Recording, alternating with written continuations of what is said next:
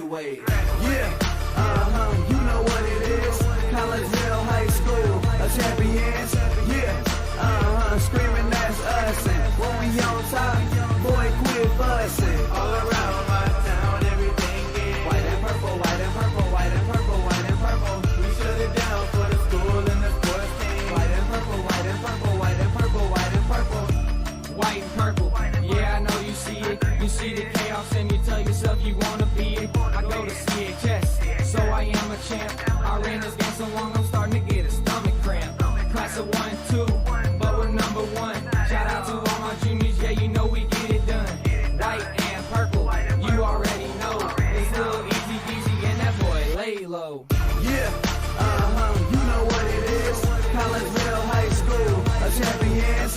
Yeah, screaming that's us. And when we on top, boy, quit fussing. All around my town, everything is white and purple, white and purple, white and purple, white and purple. We shut it down for the school and the sports team. White and purple, white and purple, white and purple, white and purple. I'm on my white and purple, Scarface and DJ Screw. We on the peak of the mountain, best at what we do. Yeah, we the champs, homie, but we ain't selling shoes. These boys bleeding purple, call us the cheapin' crew. They don't gotta do it big, cause I don't play with sports. I play my cards right, now a good report. When Dub 12 comes, it's time to roll off. I'm the back cause everybody rolling with me, K-Hawks. Yeah, you know what it is. Look, all the freshmen, all the fresh sophomores, High school champions. yeah, they know what it is. All around my town, everything is White and purple, white and purple, white and purple, white and purple. we shut it down for the school and the sports team. White and purple, white and purple, white and purple, white and purple. Yeah, you know what it is. Collegeville High School, champions. Yeah, screaming that's us. And when we on top, boy, quit fussing. All around my town, everything is white and purple, white and purple, white and purple, white and purple. We shut it down for the school and the sports team. White and purple, white and purple, white and purple, white and purple.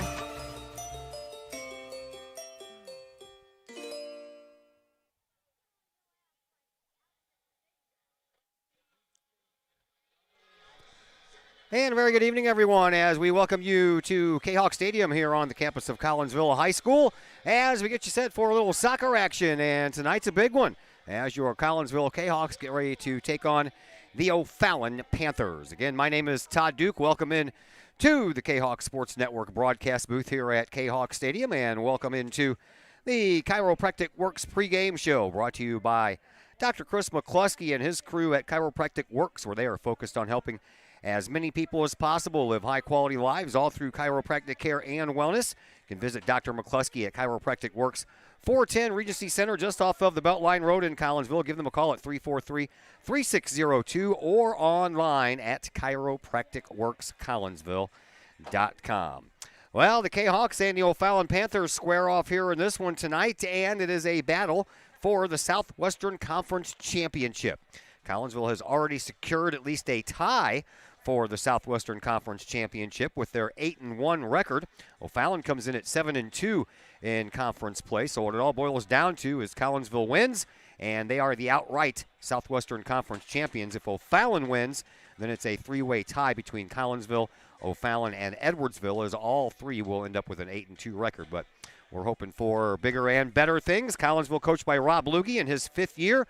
79 wins, 30 losses, and 4 ties for Rob Lugge in his fifth year. For O'Fallon, Chris Kazmarsak is in his first year, and he has a 11-5 record overall for his O'Fallon Panthers this year, and that 7-2 mark in Collinsville overall at 15-3-2. So Coach Rob Lugge going for his 80th win as a Kahawks head coach in soccer land tonight. They beat Father McGivney on Saturday 9-3, and that means that Collinsville is currently riding an 11-game win streak. They have not lost since a 1-0 home loss here versus CBC, and that was way back on September the 2nd. Edwardsville, they have completed their portion of the Southwestern Conference schedule, and they sit at 8-2. And again, this is the final Southwestern Conference match for both O'Fallon and Collinsville. And again, Kahawks win, they're champs. O'Fallon wins, three-way tie, and everybody has to share that conference championship.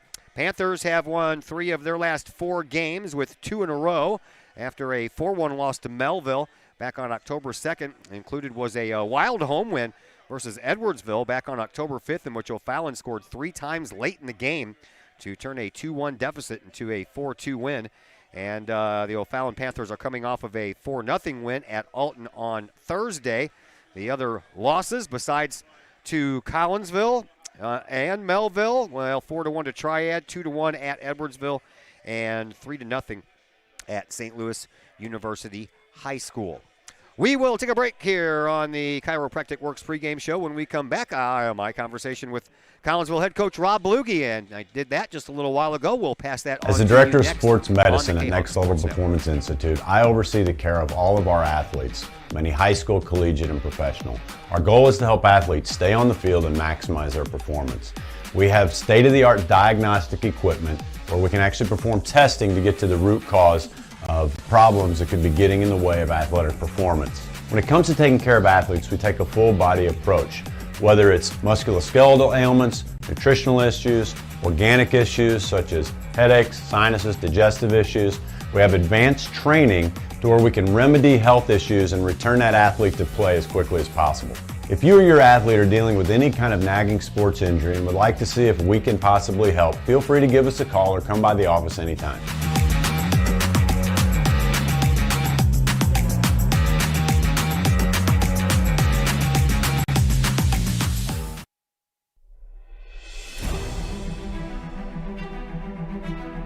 At Visionary Wealth Advisors, we empower you to see your future before it's your future,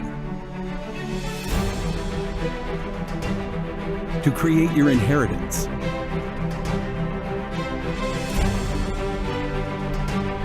to build your vision, to anticipate the known and unknown, and to find potential in both, and build new dawns. Visionary Wealth Advisors. Visit Brad Keene with Visionary Wealth Advisors at his new Collinsville office located at 106 North Clinton, or call Brad at 618-467-8420. Do you have a big land improvement project that requires some outside help? Call Petroff Trucking Company. The Petroff Companies have been shaping the metro area since 1975. Family owned and operated, Petroff Trucking Company can do the job and do it right. Hauling, excavating, and grading, they do that and more. Petroff Companies also has roll-off dumpster rentals. They also specialize in dirt and rock sales. Petroff Trucking Company can help you develop your land for your needs. Petroff Trucking Company. Check out their website, petrofftrucking.com, or give them a call, 618-797-6100. Petroff Trucking Company, shaping the metro area since 1975. The reviews are in. Old Herald Brewery and Distillery in Collinsville is a hit in the Metro East. Folks both local and just visiting the area are calling Old Herald Brewery and Distillery a must-stop destination in Collinsville. Old Herald Brewery and Distillery in Collinsville is located at 115 East Clay Street in Collinsville and is home to one of the only restaurants in the state with their own brewery and distillery that produces some of the best brews and spirits in the industry. And the food? All created by an in-house chef using local ingredients that will please any palate. Old Herald Brewery and Distillery in Collinsville has daily specials for both inside diners as well as offering curbside pickup specials and family-size specials. And don't forget to take home a bottle or a growler of beers brewed on site at Old Herald Brewery and Distillery. Old Herald Brewery and Distillery in Collinsville. Check their Facebook page for daily specials, online ordering at oldheraldbrewery.com, or give them a call at 855-8027. At Chiropractic Works, our mission is to help as many people live as high quality of life for as long as possible without the use of drugs and surgery. We have state-of-the-art testing available to see if we think we might be able to help you with any health issues that you're dealing with. Whether it's neck pain, back pain, headache, sinus, allergies, numbness, tingling, shoulder, elbow, wrist, hip, knee, or ankle problems, we've helped many people solve these issues without the use of drugs and surgery. If you'd like to get to the root cause of your health problems, feel free to give us a call and schedule a consultation or a new patient exam to see if we think we might be able to help you.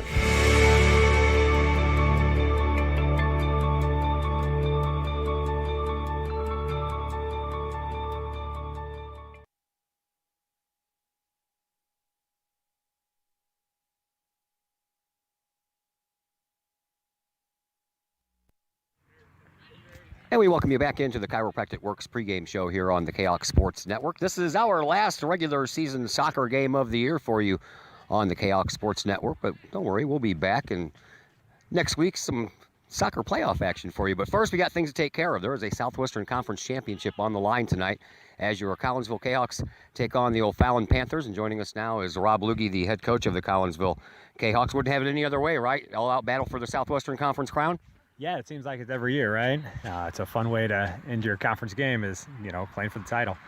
All right, before we get to things at hand, let's go backwards in time a little bit. 9-3 win over Father McGivney on Saturday. Tell us a little bit about that game. That's a good game. We were able to get some guys minutes who don't normally get on the field, and they were able to score some goals. It was just a good Saturday morning game that, we were able to get in, get some goals, and get also some people off the field. Defensively, did you guys play all right? Yeah, we had some mistakes, but, trying new people in different spots, in a game like that, we thought we could kind of move people around and see how they would do. And, we made some errors, but we were able to score quickly to kind of take those away. How did you handle the goalkeeping responsibilities? So Kai Serrano started and played 78 minutes.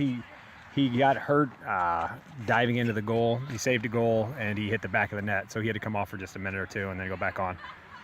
All right, so you're into your last final week of your season. You got tonight. You got the season closing game on Thursday. Kind of reflect, if you will, on the season as a whole before you get into this O'Fallon game.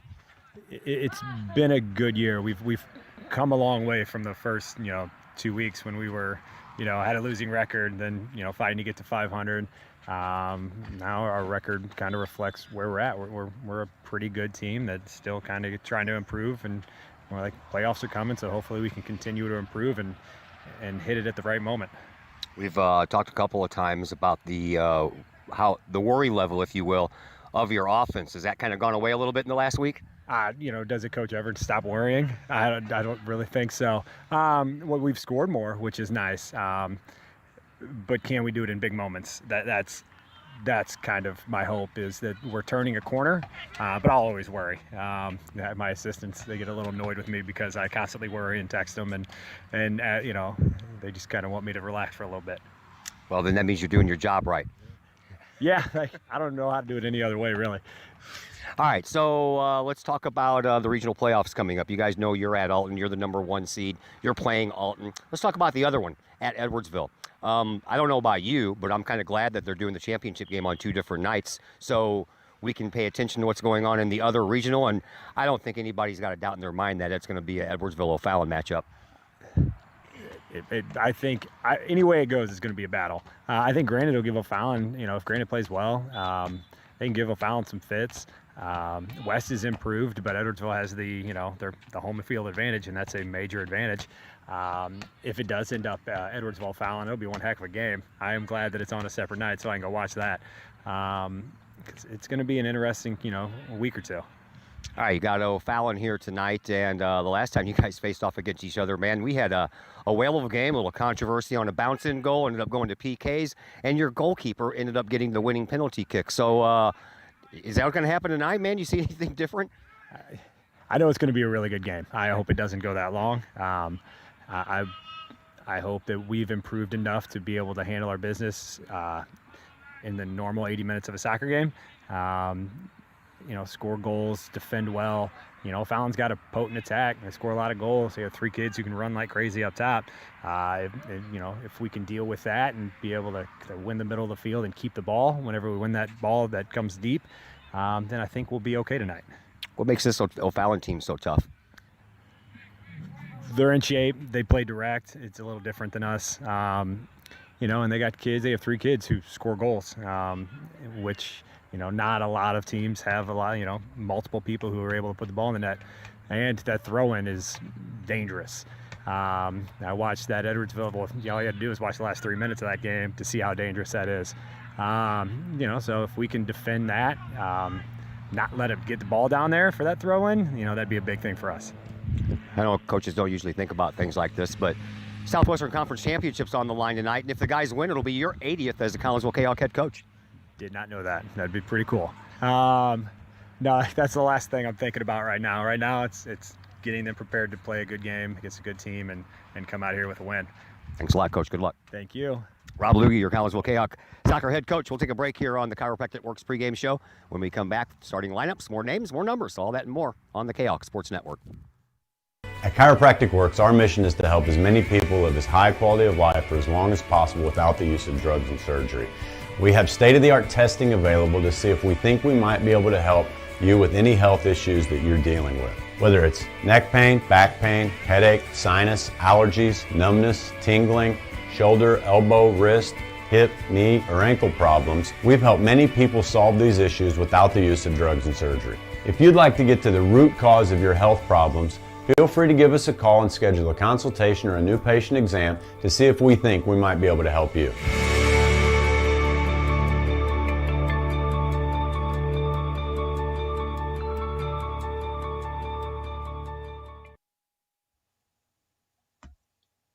Code 3 Barbecue Supply, home of Code 3 Spices, is first responder owned by proud Kahok alums. Located at 302 East Main Street, Code 3 Barbecue Supply is your home for one-of-a-kind everything barbecue headquarters, providing the best American-made barbecue grills, smokers, rubs, sauces, accessories, and cooking expertise from professional barbecue experts.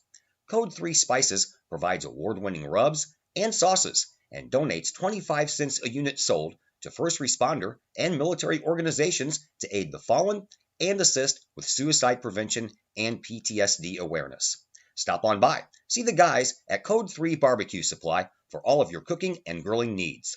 Code 3 Barbecue Supply, home of the Memphis in May first place world champion Patriot sauce. Learn more about their products and mission in giving back to those who serve at code3spices.com. Having problems keeping your ride on the road? Roadman Automotive in Collinsville can help you keep your ride rolling. Roadman Automotive offers everything from diagnostic tests when that check engine light comes on to tune-ups, alignments, brake and suspension work, and more. Oil changes at Roadman Automotive start at just $35. Roadman Automotive is open from 8 a.m. to 5:30 p.m. Monday through Friday and is located at 936 St. Louis Road in Collinsville.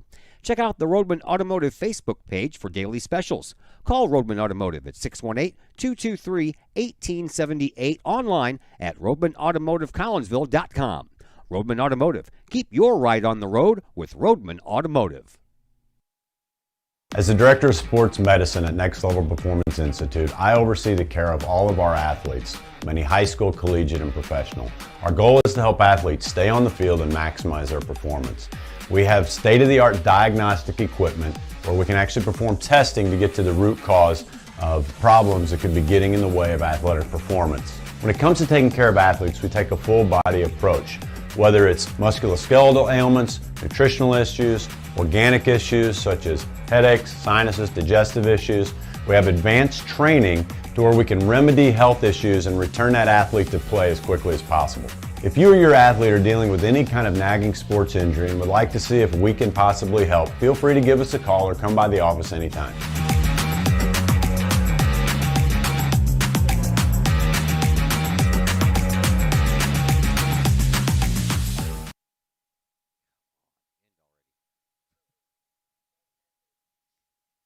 And once again, we welcome you back into the Chiropractic Works pregame show here on the Kahok Sports Network. Todd Duke and Brett Bourne along with you as we set for this exciting matchup between Collinsville and O'Fallon. Kahawks 15-3-2, 8-1 in conference play. O'Fallon comes in at 11-5. They are 7-2 in conference play, and Mr. Bourne going for a outright Southwestern Conference championship in one final game. That's a pretty fun night. Yeah, Todd, I anticipate this is going to be one of those Southwestern Conference slugfest between two soccer powers in the conference. It's going to be a good night. Should be. These two teams met back on September 7th at O'Fallon. Kahok won that one 2-1 on penalty kicks after a 1-1 tie through regulation plus 2 10-minute overtime periods. O'Fallon junior Evan Weber scored in the final 30 seconds of the first half with a throw-in that apparently bounced in off of Jackson Perrell's hand. Kahok's Jalen Wade scored in the 57th minute in the second half to tie it 1-1. And then PKs, they were tied 4-4. After O'Fallon's first try went wide left, Jackson Perrell then sent Kahok fans home happy when he buried that first ever PK for the game winner. Both goalkeepers, Ben Eckel for O'Fallon and Perrell for Collinsville, on that game allowed 1 goal on 7 shots on goal. Kind of weird sometimes when that happens. Both goalkeepers face the exact same amount of shots and the exact same amount of goals go in. Yeah, that's kind of a weird anomaly there. Looking back at that game compared to where we are now, I see two totally different Kahok teams right now. Yeah. Playing new formations. I just think we're finishing better now than what we were at the time. So hopefully we can score early. That's the biggest key, I think, is getting on that board early, taking care of those early opportunities, and hopefully we can defend the rest of the way. Yeah, because that will put O'Fallon behind the 8 ball if you do that a little early, and never can tell what's going to happen out of that. Exactly. All right, we're just about ready to go. One final break coming your way, and then we'll have some soccer action for you coming your way next on the Kahok Sports Network. At Chiropractic Works, our mission is to help as many people live as high quality of life for as long as possible without the use of drugs and surgery. We have state-of-the-art testing available to see if we think we might be able to help you with any health issues that you're dealing with. Whether it's neck pain, back pain, headache, sinus, allergies, numbness, tingling, shoulder, elbow, wrist, hip, knee, or ankle problems, we've helped many people solve these issues without the use of drugs and surgery. If you'd like to get to the root cause of your health problems, feel free to give us a call and schedule a consultation or a new patient exam to see if we think we might be able to help you.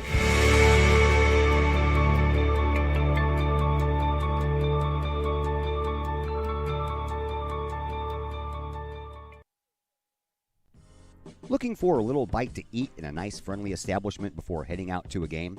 Look no further than LC's Pub in Caseyville. Just blocks from Collinsville High School, LC's Pub is the pub of choice for Kahok fans, before, after, or even during Kahok games. LC's Pub features a wide variety of traditional bar food, like burgers and fries, chicken wings and chicken strips, appetizers like pepper jack mac and cheese bites, fried pickles, and green beans. Plus they have salads, fish, shrimp, and more. LC's Pub also features an outdoor patio, a gaming room, weekly poker tournaments, and a pool table, plus enough TVs for all the sports fans. And LC's Pub shows Kahok games live, as well as Blues and Cardinals games. LC's Pub, 605 North Main Street in Caseyville, right across the intersection from All Pro Tees. Call for carryout orders at 618-855-9007 and on Facebook at LC's Pub. LC's Pub, Kahok fans' pub of choice. Collinsville High School alumni Stacy Lauenstein, CHS class of 91, Lisa Bassetto, Sarah Sulke, and Tracy Limp, CHS class of 94, Tony Geisen, CHS class of 96, and Kevin Robinson, CHS class of 99, want to wish all of our Kahawks a great year. We look forward to cheering you on and supporting you. Work hard on the court and the field, as well as in the classroom. Remember, once a Kahawk, always a Kahawk. Hashtag Kahawk Family.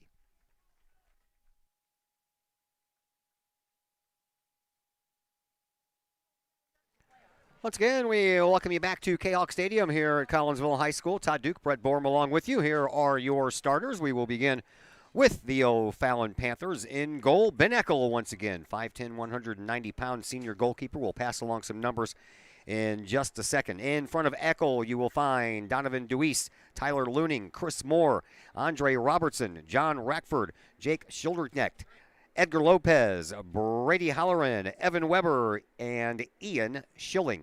For Collinsville, Jackson Perrell gets the start in between the pipes and in front of the Kahawk senior goalkeeper.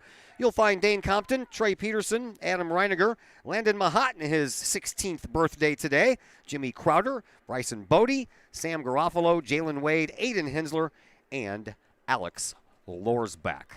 Brett Borm, your thoughts on the coach's comments during the pregame show? You know, Coach Lugie's dead on. You know, Collinsville's got to come out with some passion, be ready to play physical. I think this has the propensity to be a real physical game, and he's 100% right about that throw, Todd. Oh, yeah. That throw in is dangerous. It caused Edwardsville Fitz scored 2 goals on that. You know what it did to us in that first match, so they better be ready to defend that. That would be Evan Weber, number 13. He wears 6'3", 155 pounds, and he's still got another year to go after this one. He's just a junior, so we'll be seeing him again next year. We are underway. Collinsville, they are attacking the goal to the left as you're watching it on the screen. The goal keeper down there, Ben Eckel. Collinsville's Jackson Perrell. He's dressed in the, the Belleville East Lancers colors. No other thing to call him other than sky blue, and Collinsville will be defending that end, and the Kahawks are out there in their all purple uniforms and white numbers on the fronts and the back. So Fallon, they're out there in the total white unis. They got on the white socks, the white shorts, the white jerseys, and they have the royal blue numbers on the backs and the fronts of their jerseys. Ben Eckel in goal this year, about 1,030 minutes. He is 9-4 on the year. He has been a part of 5 shutouts, 3 of those solo, and 2 of them he has shared. He's allowed 17 goals on the year, good for a 1.32 goals against average. And Eckel has made 71 saves on the year for a save percentage, just a tad over 80%, almost 81%. Jackson Perrell, he's been a busy guy back there for Collinsville. 1,300 minutes in goal for Mr. Perrell this year as he rolls out to his left to take care of a ball. 12-3-2 is the record under Jackson Perrell this year. He has been a part of 8 shutouts, 6 of those solo, 2 of them shared, and he has allowed 13 goals for a goals against average of just under 1 at 0.8, and he has made 54 saves, and his save percentage also is just a tick over 80%, right around 81%. So very similar goalkeepers as far as the numbers go. Yeah, I've watched this Ben Eckel now for a couple years. Solid goalkeeper. You know, Jackson Perrell coming in with not as much experience, but he's certainly proven to hold his own all year long. It's been a great addition. Over on the far side, O'Fallon has themselves a free kick. This one will be from about 20 yards away. Offset to Jackson Perrell's right. We're just underway. 37:45 left to play here in this first half between Collinsville and O'Fallon. Whistle sounds. Free kick is on the way. It's Dangerous. a low line drive, and it goes right into the chest of Jackson Perrell. Nice save right off the bat there for the Collinsville senior. So Perrell gets tested early, unlike the last game we did together where he could have knitted a sweater down there. Seemed like it. You're right. Yeah. Here is the birthday boy Mahat. He sends the ball up, and it gets sent right back out to midfield. That is Bodie. Bodie trying to settle it down and create a little offense for his team. Instead, it's picked off by O'Fallon, and Chris Moore on the near side sideline. We'll send it all the way over to the far side sideline, right at midfield, and right to Brady Halloran. Halloran loses control of it. It goes out of bounds. Trey Peterson trying to spring Jalen Wade over on that far side sideline right in front of the Kahawk bench. It's kept alive. Reiniger over there trying to sneak in on the right wing. It goes across the line, and Collinsville is going to have the first corner kick of this game. Something that's standing out to me already is the pace of this play is much different than what Collinsville's faced in the last 2 weeks. We haven't played a game that's really meant a ton since the Edwardsville game. Yeah. This is going to be an emotional match, and I'm seeing the pace of the play being much different than we've seen in the last couple days or weeks.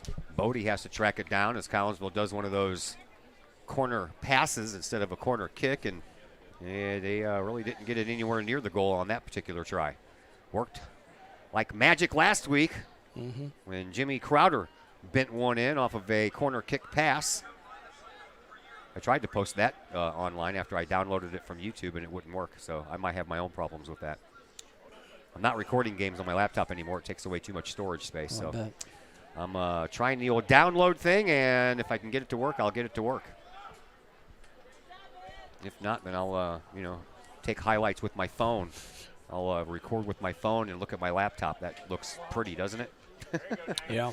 Back out to midfield we go.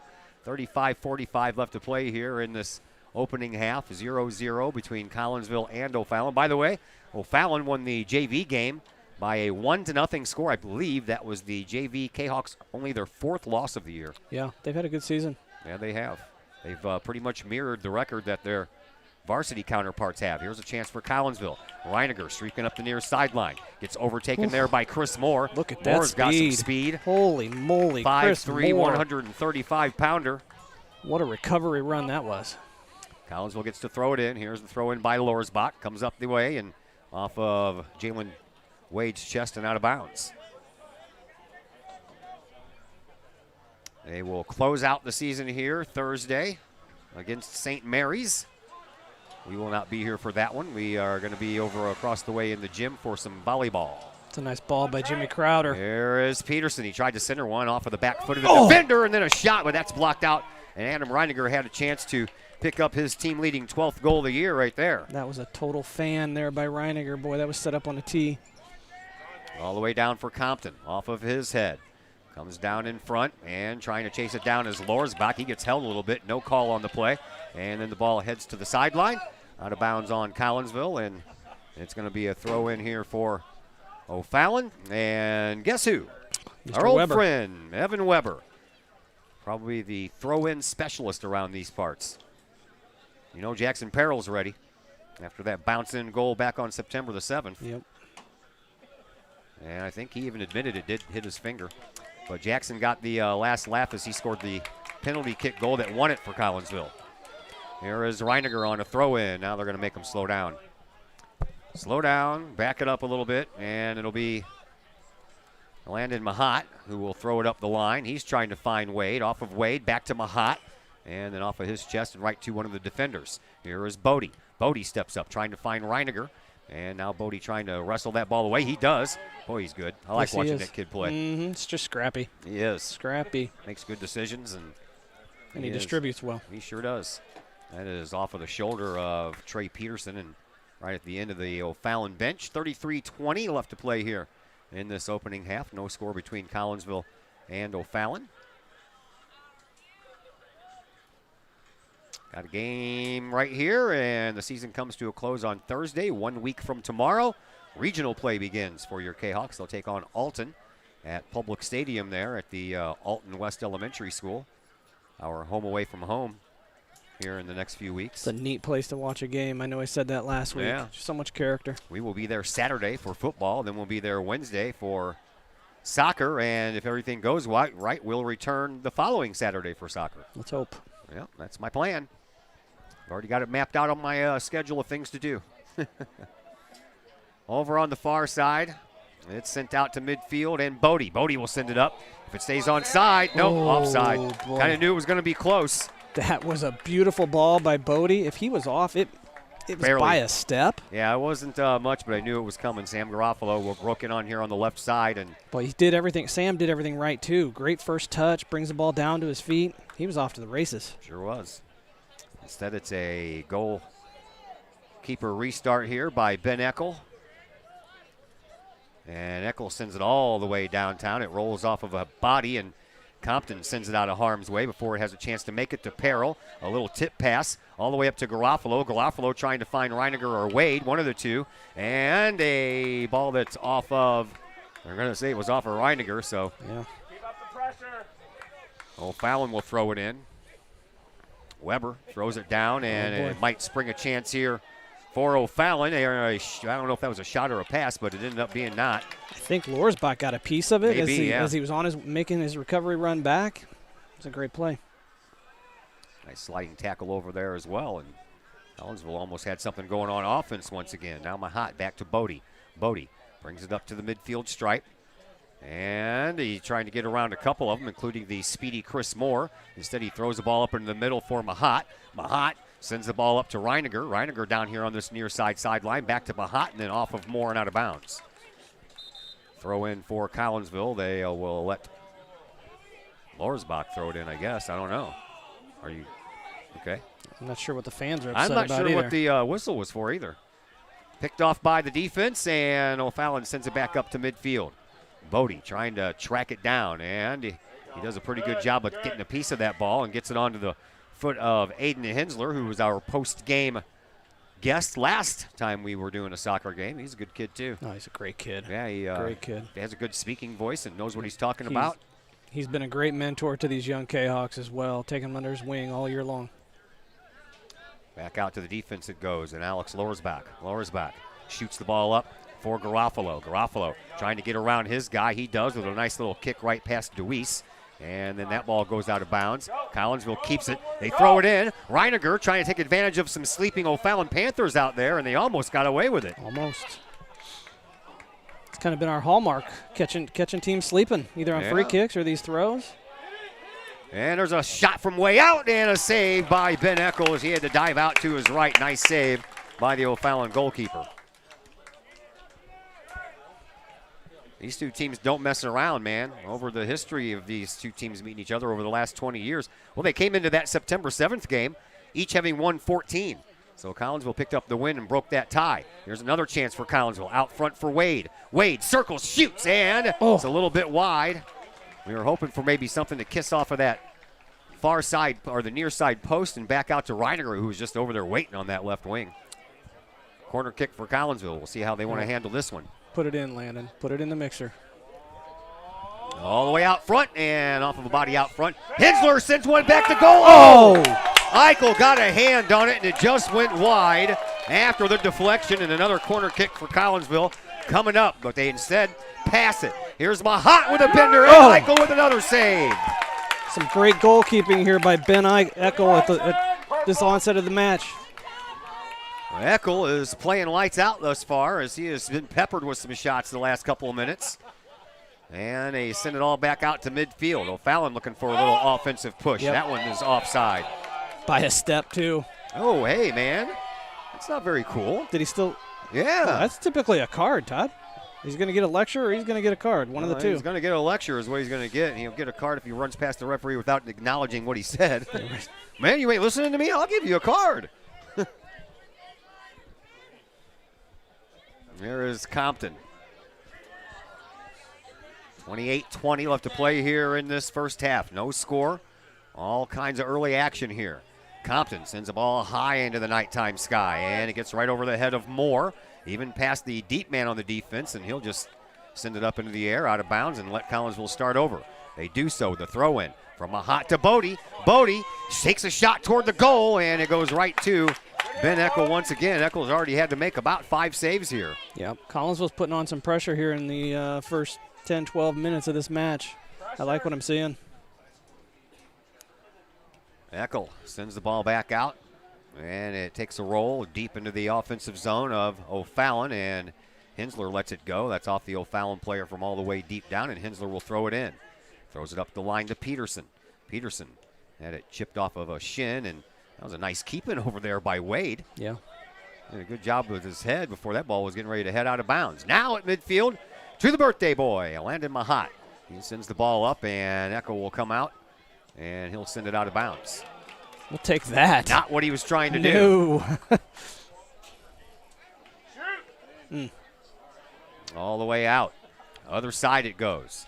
Peterson couldn't trap it down. Andrea Robinson, he's in a fight over there with Trey Peterson to get a hold of that ball. Peterson tips it up to midfield to Bodie. Bodie back to Peterson. Peterson trying to get past his defender and give it to Wade. Wade gets it anyway. And then a couple of bodies later, comes back out front for Bodie. In the middle to Mahat. Mahat, he's going to take a shot on the goal, and another save by Eckel. That had top shelf written all over it. Yeah. Collinsville's peppering right now. Eckel's up to the challenge. 26-35 left to play here in this first half. Don't take your eyes off anything, folks. It's fast and furious right now. Here's Compton. Compton being pushed off of the ball. And a nice defensive play there by O'Fallon, and that ball ends up rolling all the way into the O'Fallon bench. And here comes the throw in by Evan Weber right at the end of the O'Fallon bench. This game, Todd, has got the attention of all the Southwestern Conference teams. I see Granite, I see Belleville East here, I see Edwardsville players. Deep throw in by Weber again, hits a host of bodies out front and rolls out into the front of the 18-yard box, and then a pop-up will go well wide, and it'll be a goal kick restart coming up here for Jackson Peril. Well, of course, especially since the everybody knows what's on the line. Championship game here. Plus, you get a little bit of a scouting report as you go into the playoffs. You go into the playoffs. You got Edwardsville and O'Fallon heading to the Edwardsville Regional. Collinsville, of course, playing in Alton, where you have Belleville East or Quincy waiting in the wings if you can get past the Redbirds. No call on that play. Stays alive over here on the wing, Chris Moore. Moore sends one across the way and then right past the head of Andre Robertson, who is trying to keep it in the box, but it goes out, and another goal kick restart here for Jackson Perrell. This Chris Moore here on this right side, he had a nice window there with the ball at his feet where he could have taken a shot, and I don't think Jackson Perrell was really had the goal covered. There's an opportunity there. Comes all the way back out to midfield and then sent into the O'Fallon bench. O'Fallon, as I mentioned, playing in the Edwardsville Regional. They will have Granite City at 7 o'clock on Tuesday, 1 week from tonight. Ours gets underway 1 week from tomorrow. Everything's alternating so everybody can go out and watch each other's games. Yeah. Even the championship game. Both of them are on Saturday, but the Edwardsville Regional Championship is at 3 o'clock and the Alton Championship is at 5. Okay. So at the very least, people can watch on their phones, I would imagine. 24 minutes and about 10 seconds left to go here in this first half. No score early. Collinsville's had more chances, and Ben Eckel has been up to the challenge. He has made every save that has been thrown his way so far as that ball goes out all the way across the way at midfield. Thrown back in, and then it heads out to midfield once again. Collinsville gets it to Bodie. Bodie at the midfield circle. Moves it over this way for Lorsbach. Lorsbach right underneath our location. Sends the ball up into the offensive zone. Nothing but white jerseys back there. And off of one of those, here is Wade. Wade chips it up into the box. And a shot. It trickles off. Yes, it is! Woo! Reiniger will get credit for that goal, as I believe the defender was trying to turn around and get the ball out of harm's way, but he banked it right off of Reiniger's shins. Yep. 12th goal of the year for the Kahawks, and Collinsville leads 1-0. Loose ball. Adam Reiniger does everything right. Crashes the net, goes straight to the ball. That O'Fallon defender had nothing to do but play that ball into Adam Reiniger's shins for a goal. Yeah, either that or scored himself. Pretty much. That's what I mean. Score early, Todd. Yeah. Got to get that first goal. 17 minutes and 26 seconds in. And Collinsville has a 1-0 lead.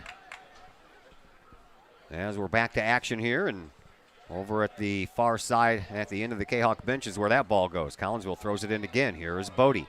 Bodie tips it right back over to Trey Peterson. Peterson tried to do a spin move to get past his defender, but couldn't do so. And then the ball ends up out of bounds once again. Collinsville will have another throw in. All the way back to Hensler. Hensler sends the ball all the way past Jimmy Crowder. Crowder gets back a hold of it. Getting all kinds of pressure from behind, but stays with it. Back to Lorsbach. Lorsbach tips the ball up to the wing for Crowder. Crowder has a double team to deal with over there, and he still manages to get the ball downrange, and he still manages to get it downrange, and then he tries a little flip pass that he was trying to spring Reiniger on, but didn't get enough of it. Out to Compton at midfield to Bodie. Bodie sends it back over here for Mahat. Mahat. Ooh, almost took the ref's head off with that one. I knew where Landon was going with it, but I don't think the referee knew it was coming. Yeah. With some nice reflexes there by the referee. Up to Wade on the far side at the end of his bench. He'll send it in front of his bench, and no one there wearing the purple. Instead, it's Andre Robertson. Robertson then loses control of the ball, and a nice play by Bodie up to Crowder. Crowder gets the ball over to Reiniger. Reiniger back over to Wade. Wade tries to string a pass up that right wing for Reiniger, trying to spring him loose once again, but that was off of one of the O'Fallon defenders, and now we have a whistle on the play that stops the action. Another throw-in coming up, or excuse me, a free kick coming up here for Collinsville. About 50 yards out, here is Mahat. He'll send a low line driver right off of, now we have a whistle before the ball even hit the front of the box. Oh, we're going to have a, is that a penalty kick or just a free kick? I think it's a free kick outside the box. Just outside. Maybe there was some pushing or shoving there. I mean, just outside. Well, this is interesting. I would like to see Let me see how this wall sets up to see who I'd like to take this kick. Well, you have your choice between Mahat and Hensler. Or no, that's Crowder. Yeah, Excuse me. I'd like to see Mahat take this and go bend that back post around that wall. I'm sure that's what he's looking at. Here we go, and it's too high. Not even close. Nope, didn't have any bend on it and had plenty of lift and way too much lift. That was a good opportunity. Reiniger has the only goal thus far as a defender. What was they, about a foot from the goal line? Tried to turn around and kick the ball out of harm's way, but instead he kicked it right off of Reiniger's shins and in, and that's why we have a 1-0 score. And there really wasn't anything the defender, I believe. That was Donovan DeWeese that was down there. It wasn't anything he can do. No. He did everything he was trying he to could. clear it. It was just Adam was right down his throat. Yeah. I don't know if he was expecting that or not, but there was Adam, and the ball goes in off of him, and we have a 1-0 Collinsville lead. Collinsville trying to attack once again. Here is Crowder. Crowder sends the ball over onto this near sideline for Garofalo. Garofalo sends it back out to Bodie, and Bodie, now he sends a bender in there. That would have been nice if that would have happened in the kick. Oh, well, you take what you can get. Yep. All the way up the line it goes until Hensler gets a hold of it and knocks the player off of it. Now Hensler gets it back up, and Compton, who stayed down on the ground for about 0.8 of a second, jumped right back up and got the recipient of that pass. Back to Peril it goes. And we are halfway through this first half. Collinsville leads 1-0. Peril sends it all the way down. Back out to midfield it goes. Popped up and off of the head of Crowder. And now O'Fallon trying to settle it down. They will send it back to the defense and Lorsbach. Lorsbach over to Mahat. Mahat to Garofalo, and that ball just barely missed where it was supposed to be heading. And here is Chris Moore. Moore cuts past one player and sends it all the way over past the head of Robertson, and Hensler will catch up with it first, and he'll send it off of the body of Robertson, and somehow or another that stayed in bounds until now. I thought for sure that was going out of bounds. Yeah.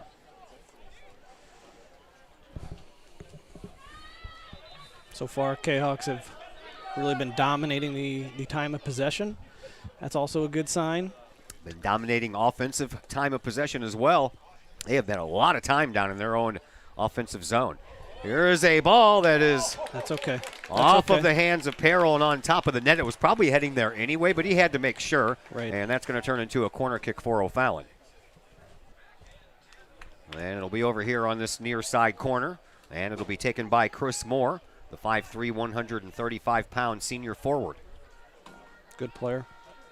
Moore, he's ready to go. I know you can't see the corner, but you'll see it come in here in a second. And it's on the way, and it's in front, and it stays in front. Comes all the way back out to Moore, and Moore again tries to put it back out front. Lorsbach tried to wait for the ball to settle down, and by the time he did, the defender caught up with him. And now it's going to be Garofalo, sends it up off of his head, off of Wade, down on the ground to Bodie. Bodie sends it up to Reiniger. Reiniger, he'll slow things down and try to get a streaking Trey Peterson over there. You know Peterson's got speed, and he gets around the goalkeeper, and he gets it off of one of the defenders, and it stays out front, man, oh man. What a great run by Trey Peterson. You ain't kidding. Catching up to that ball. That ball was probably 40 yards in front of him. Now he's going to need some oxygen. Here is Bodie over on the far side. That ball stays in the Kahawk bench, and it's going to be a throw-in by Peterson. I'll give him time to catch his breath. Yeah. Trey Peterson throws it right down for Reiniger. Reiniger, his 12th goal of the year to lead the team. And that ball was caught by Eckel, but then it came right out, and luckily for him, no one wearing purple was anywhere near him. He left a juicy rebound. Put that on a tee for somebody, but Yeah. nobody was near it. Nope. 16:40 left to play here in this first half. Been a very entertaining and very fast-moving first half. On the far side, Hensler. And Hensler again. Over to Wade. A little sidestep kick by Brady Holleran. And now O'Fallon trying to settle it down. Here's Lopez at midfield. Lopez just going to send it all the way back to Eckel. Eckel Sends it all the way back out to midfield. Off of a head, down low it goes, and onto the foot of Justin Hammond, who's into the game, and he gets taken off of the ball. Sent up here to the sideline. Here's Chris Moore. Moore splits his defenders, and Collinsville pokes the ball back up, and then back into the defensive zone, off of Alex Lorsback's head. And then an O'Fallon player uses his head to send it out of bounds, and it'll be a throw-in coming up here for Lorsback as Crowder will come back into the game for Collinsville, and out goes Garofalo.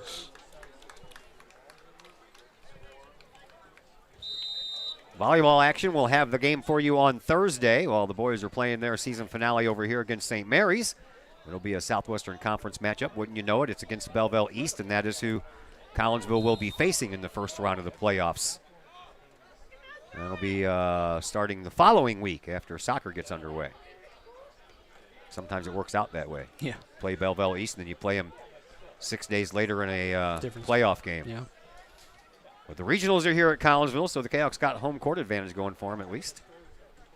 But first, we have some soccer to take care of. 15 minutes left in this first half. 1-0 in favor of Collinsville. Adam Reiniger with an early goal. And Jackson Perrell hasn't had to make really any spectacular saves. On the other end, Ben Eckel has had to make a few of them, and this game could very well be 4 or 5-0 right now. Easy.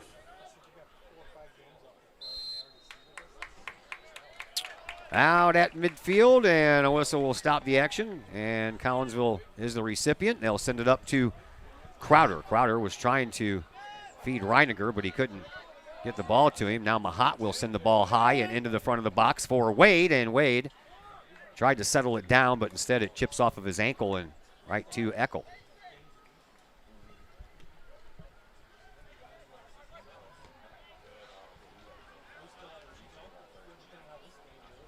At midfield.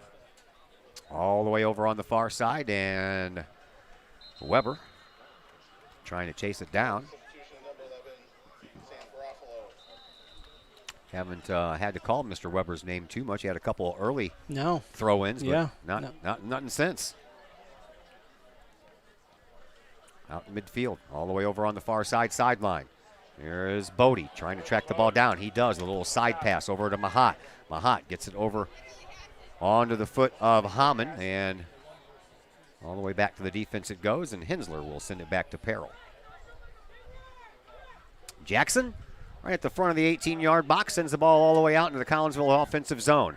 Off of Hensler's head, then off of the head of Garofalo. Collinsville trying to get another attack going. Here's Hammond, gets the ball down to Peterson. Peterson gets taken off the ball and then comes and circles back and steals it back. And then makes a nice move, chips over one, and then down the line it goes, but O'Fallon will take care of it and send it out of bounds. Throw in coming for Peterson. Down to Reiniger, back to Peterson, back over to Reiniger. Reiniger circles, turns, looks, finds Bodie. Bodie in the middle, gets past one, then gets past another, but then the ball got away from him and it ends up in the front of the box, no one there to help him out. Here comes O'Fallon looking for a little offense themselves. They will swing the ball up and onto the foot of Tyler Leuning. Leuning, he is in the front and he gets double teamed, and a nice job by Hensler to take him off of that ball. Now over on the far side, Hensler does the same thing again. Sends the ball back out front. Now Lopez with a shot and a save by Jackson Perrell, and he almost went back into the goal with the ball in his hands. His feet were in the goal. Yeah, his feet were, but the ball wasn't. I know. He made sure that those arms were stretched out. That was really weird. I've never seen him do that before. Maybe momentum was carrying him backwards and he couldn't stop it. Hensler pops the ball up, but it's right in front, and Perrell will pick it up before any harm can be done. He'll send the ball out on a line drive all the way up for Crowder. Crowder, he has gotten past his defender. Now he slows down, looks for a little bit of help, sends it into the middle for Justin Hammond. Hammond will send it back to Bodie, and Bodie, there in the midfield circle, brings it on up. And past the referee over to this side now for Crowder. Crowder back over to Lorsbach. Lorsbach sends it up to the side, and it gets sent back out to Bodie, and Bodie will have to send it back to his defense. He does so to Compton. Up to Lorsbach. Back over to Bodie at midfield, and Bodie will send it over to Hensler as he had no one over there to challenge him. And then a push down from behind of Justin Hammond. I believe that was Number 14, Ian Schilling, who did that. That was ill-advised. And a free kick for Collinsville. Into the box it goes, and down. Crowder kept it in, and then off of a body. And that body belonged to Collinsville, and it'll be a throw-in coming up here for Adam Reiniger coming up with a little limp there at the end of that play. O'Fallon with a throw-in, and it'll be Mr. Weber, but no worries of this one going all the way down and bouncing in the goal. If he does, we're going to check his arms because I think they're bionic. Stretch Armstrong. Yeah, Weber sends it out. To midfield, Hensler with it. 10:30 left to play here in this first half. 1-0 in favor of Collinsville. Here is Reiniger, who has the game's only goal. Reiniger sends it over on the far side, and Peterson was over and back. Yeah. Peterson was just a little bit past his defenders, and an offside call ensued.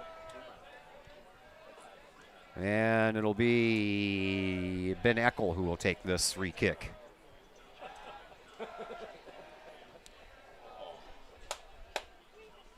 Eckel sends the ball on that far side sideline in front of his bench and right into his bench. Somebody, I think, is serenading the birthday boy, Landon Mahat, huh? That's the way it sounded. Gavin Knoll entering the match.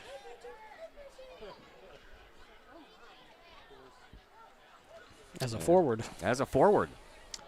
And the ball loose up the sideline. Collinsville chases it down. Looking for another offensive strike here. Here is Mahat. Mahat gets the ball back up. For Gavin Knoll over on the far side. Peterson with a shot, and that one just goes wide and ends up behind the goal.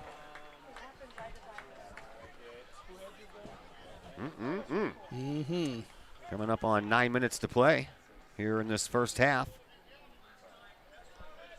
NHL season starts tonight.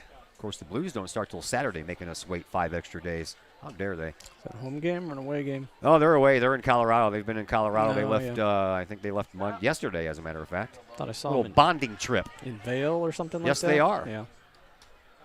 But they're not skiing. I'm sure they're not. Let's hope not. Something tells me that would be That would prohibited. be- I think that's against the contract or something. Yeah. Out at midfield. Collinsville with the 1-0 lead, but O'Fallon trying to mount some type of offense. They haven't had a lot to speak of thus far. Here is Robertson. Out front it goes. Onto the foot of Lopez. Lopez sends it over here for Chris Moore. Moore sends one all the way across the other side. And a double team, and down onto the ground goes one of the O'Fallon players. And now Collinsville will have a throw-in from the far side of the field.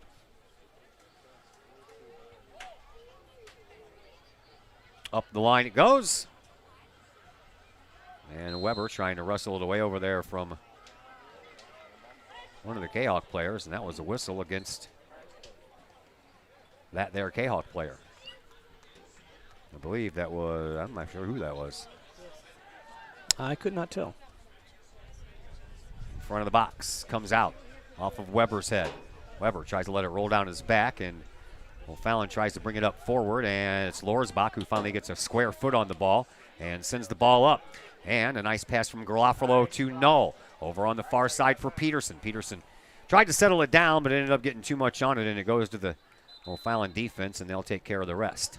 7:15 to play here in this first half. 1-0 in favor of Collinsville. Southwestern Conference Championship is there for Collinsville to take. They win, it's all theirs, all by themselves. Just got to hold them.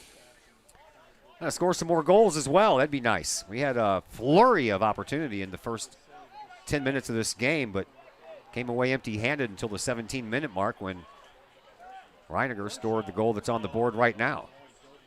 Fallon still really haven't been able to mount a real solid attack to this point in the match. No, not much. And a whistle will stop that throw-in before it happens.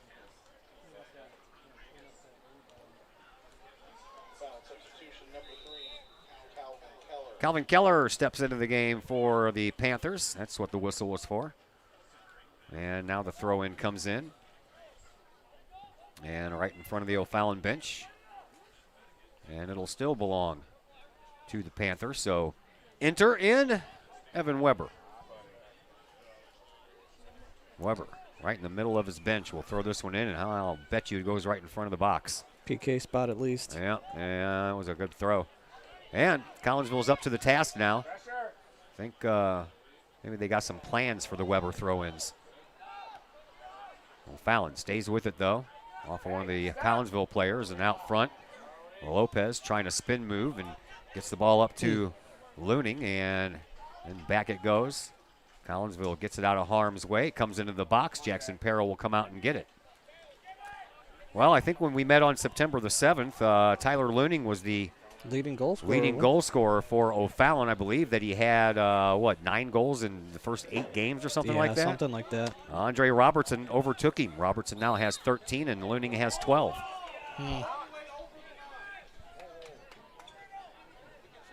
Sometimes that happens when you get on a hot streak early, and then eventually, you'll come back down to earth. Yep. Reiniger with his 12th goal of the year. He has doubled up Jalen Wade. Wade next in line with 6. Yeah, Adams had a stellar season He so has. far, especially as a sophomore. You got 2 more years of him. Yeah, I'll take it. Me too. Here is Wade, who's second on the team, and he gets past one, and then he gets tripped up. That's going to be a free kick. And that one is going to go against Ian Schilling, and the referee refrains from pulling a card out. I don't know if it warranted a card. I think it was just, rough play. Wasn't anything intentional. No, it wasn't a goal-scoring opportunity either. Right. The ball played down into the corner. Here is Mahat. He's going to chip it right into the front of the box, and it comes right back out, and Trey Peterson tries to settle it down. He can't. Ball stays up in the air. Then it comes down. Chance for Garofalo. He gets a little held. No call. Shot toward the goal. Comes all the way out the other side. And chasing it down is Mahat. He'll get there before it hits the sideline. He tries to get around his defender and puts a little pass into the box, but nobody there wearing the purple and white can get to it, and it's picked up by Ben Eckel.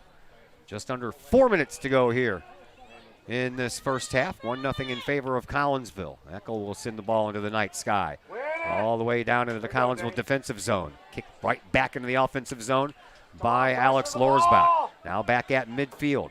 And all the way over onto the far side. Chasing it down is Brady Halloran. Halloran chips the ball off of, I believe, Gavin Knoll. Got all the 6s and the 8s and the 9s out there at the same time, and they all look the same from far away. Especially when you've got old eyes like us. Oh, yeah. Well, my eyes are so old, I got to wear glasses. Just got these over the summer, too. Got a new eye exam, and tell you got to get one every couple of years because your eyesight changes. And, boy, I got my old pair of glasses at home. I wear them when I cut grass. And I put them on. I'm like, why is everything blurry?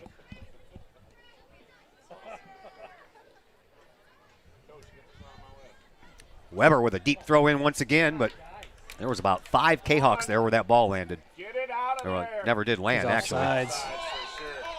By far. He's 5 yards offsides. Yep. 2:45 left to play here in this first half.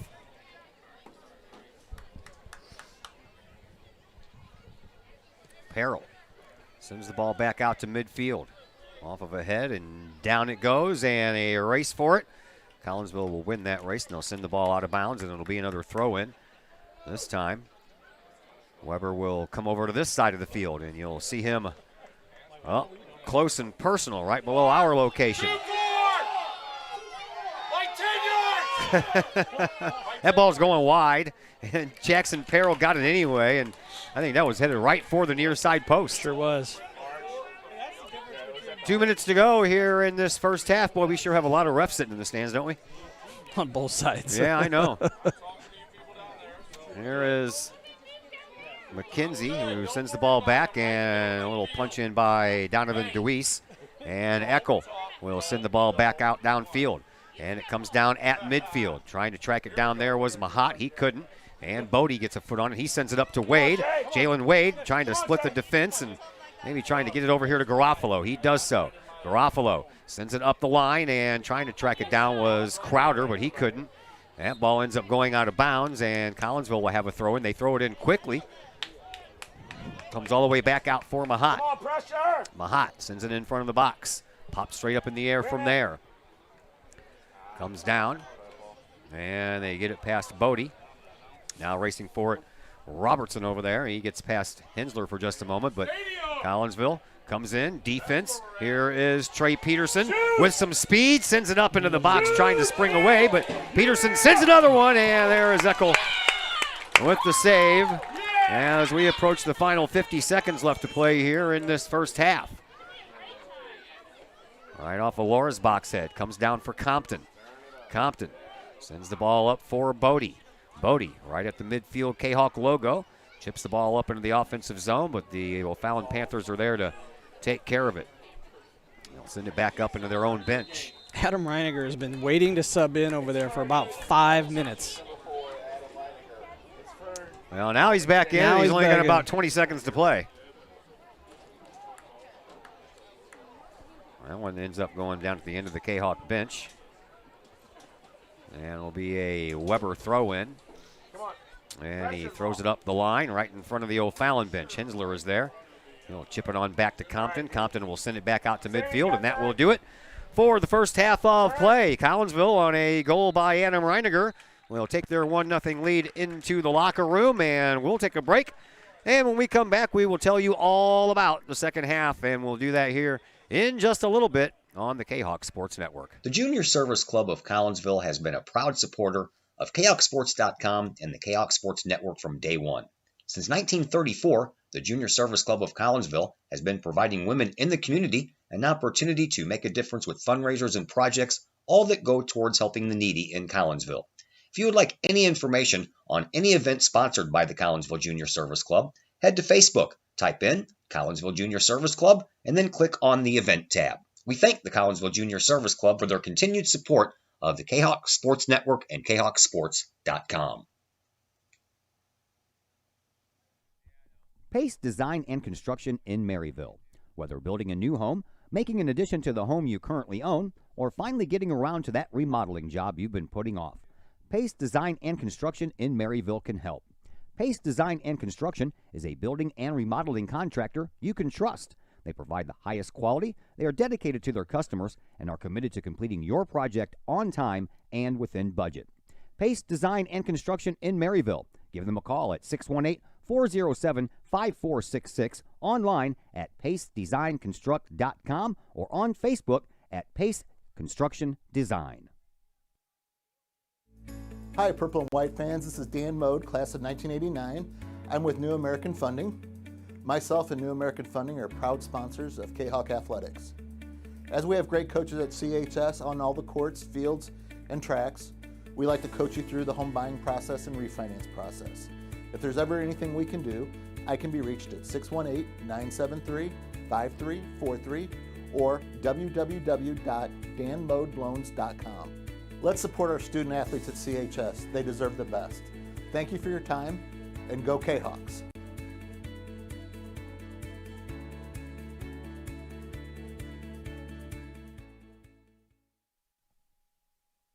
Calling all sports fans. Looking for a great place to watch the game with your crew? Look no further than the Lucky Fox Sports Bar in Caseyville. The Lucky Fox shows Collinsville Kahawk sports on the big screen, plus UFC fights, boxing, Cardinals and Blues, and all of the NFL games with the NFL ticket and enough TVs that you'll be sure to find the game you want. And the food? How about Taco Tuesdays, Wing Wednesdays, plus burgers, sandwiches, pizza, steak, and more, including great drink specials and the coldest brew in town. And don't forget to try your luck at the Lucky Fox Gaming Room. Dine in and catch a game, or order carryout with the Lucky Fox. The Lucky Fox Sports Bar, 1101 Caseyville Road, right across the street from Kahawk Stadium. Open daily at 11 a.m. Check out the Lucky Fox Facebook page for daily specials. The Lucky Fox, 618-855-9500. First National Bank of Waterloo, with over 100 years serving the Metro East. Visit First National Bank of Waterloo at their Maryville and Collinsville locations for all of your banking, mortgage, and lending needs. Why? Super low closing costs, low construction loan rates, and they do so much to support our local communities. When you need a loan, call the Collinsville team at First National Bank of Waterloo at 618-345-1121 or visit their Maryville and Collinsville locations or online at fnbwaterloo.bank. First National Bank of Waterloo, Member FDIC, Equal Housing Lender.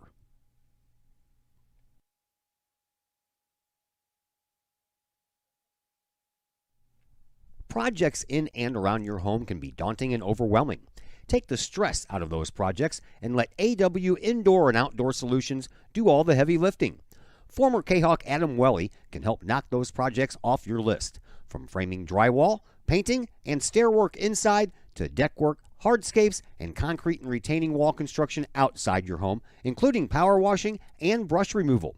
Whatever the task, AW Indoor and Outdoor Solutions can help. Call Adam Welly for a free estimate at AW Indoor and Outdoor Solutions, 314-252-8010. That's 314-252-8010. Keep your ride shiny and clean with Extreme Details Vehicle Detailing in Collinsville. Extreme Details, owned and operated by former Kahok Jay Merkel. Jay and his crew at Extreme Details believe in the value of community and in helping their community hold the value of their vehicles with a sharp-looking, clean ride that you and your community can be proud of. Extreme Details can handle any job, whether you drive a small car, an SUV, or even a bus or an RV. No job is too big or too small at Extreme Details.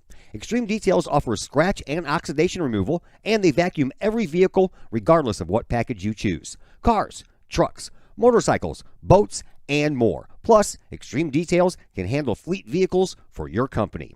Call Jay and the gang at Extreme Details at 977-1224 or visit Extreme Details at 936 St. Louis Road in Collinsville. Check for periodic specials on the Extreme Details Facebook page. Put the shine in your ride with Extreme Details. Having problems keeping your ride on the road? Roadman Automotive in Collinsville can help you keep your ride rolling.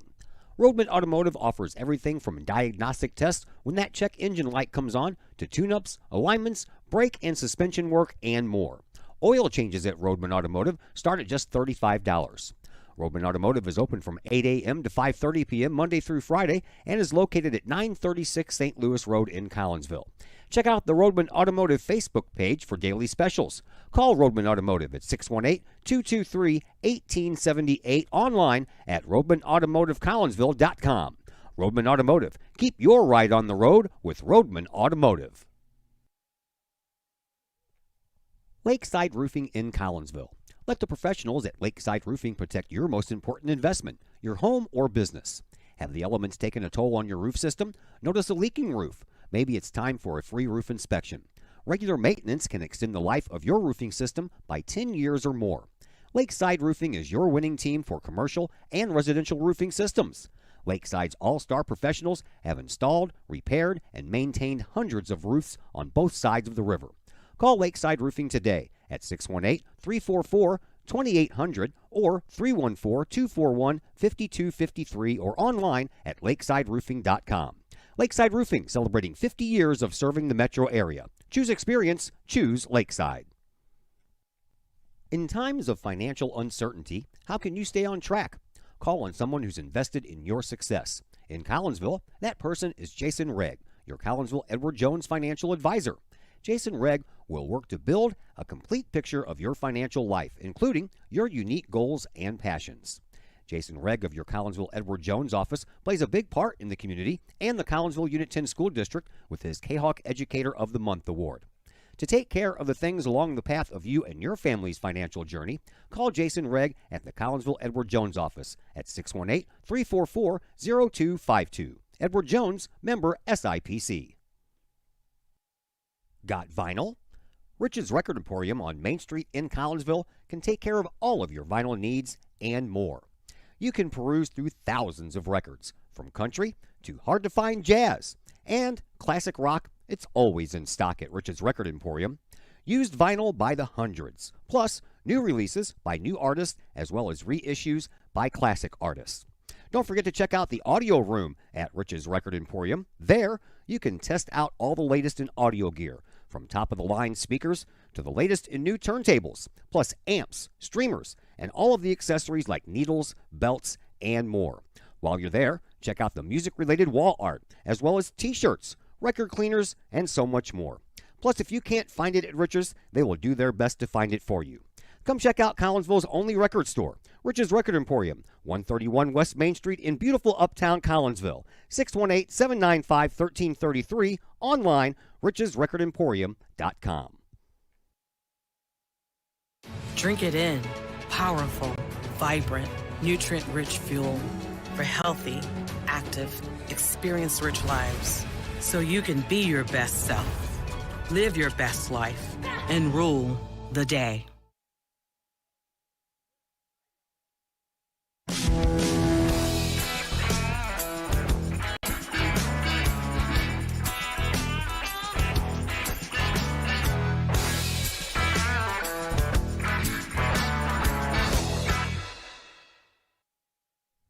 Just because we're adults doesn't mean we don't have toys, am I right?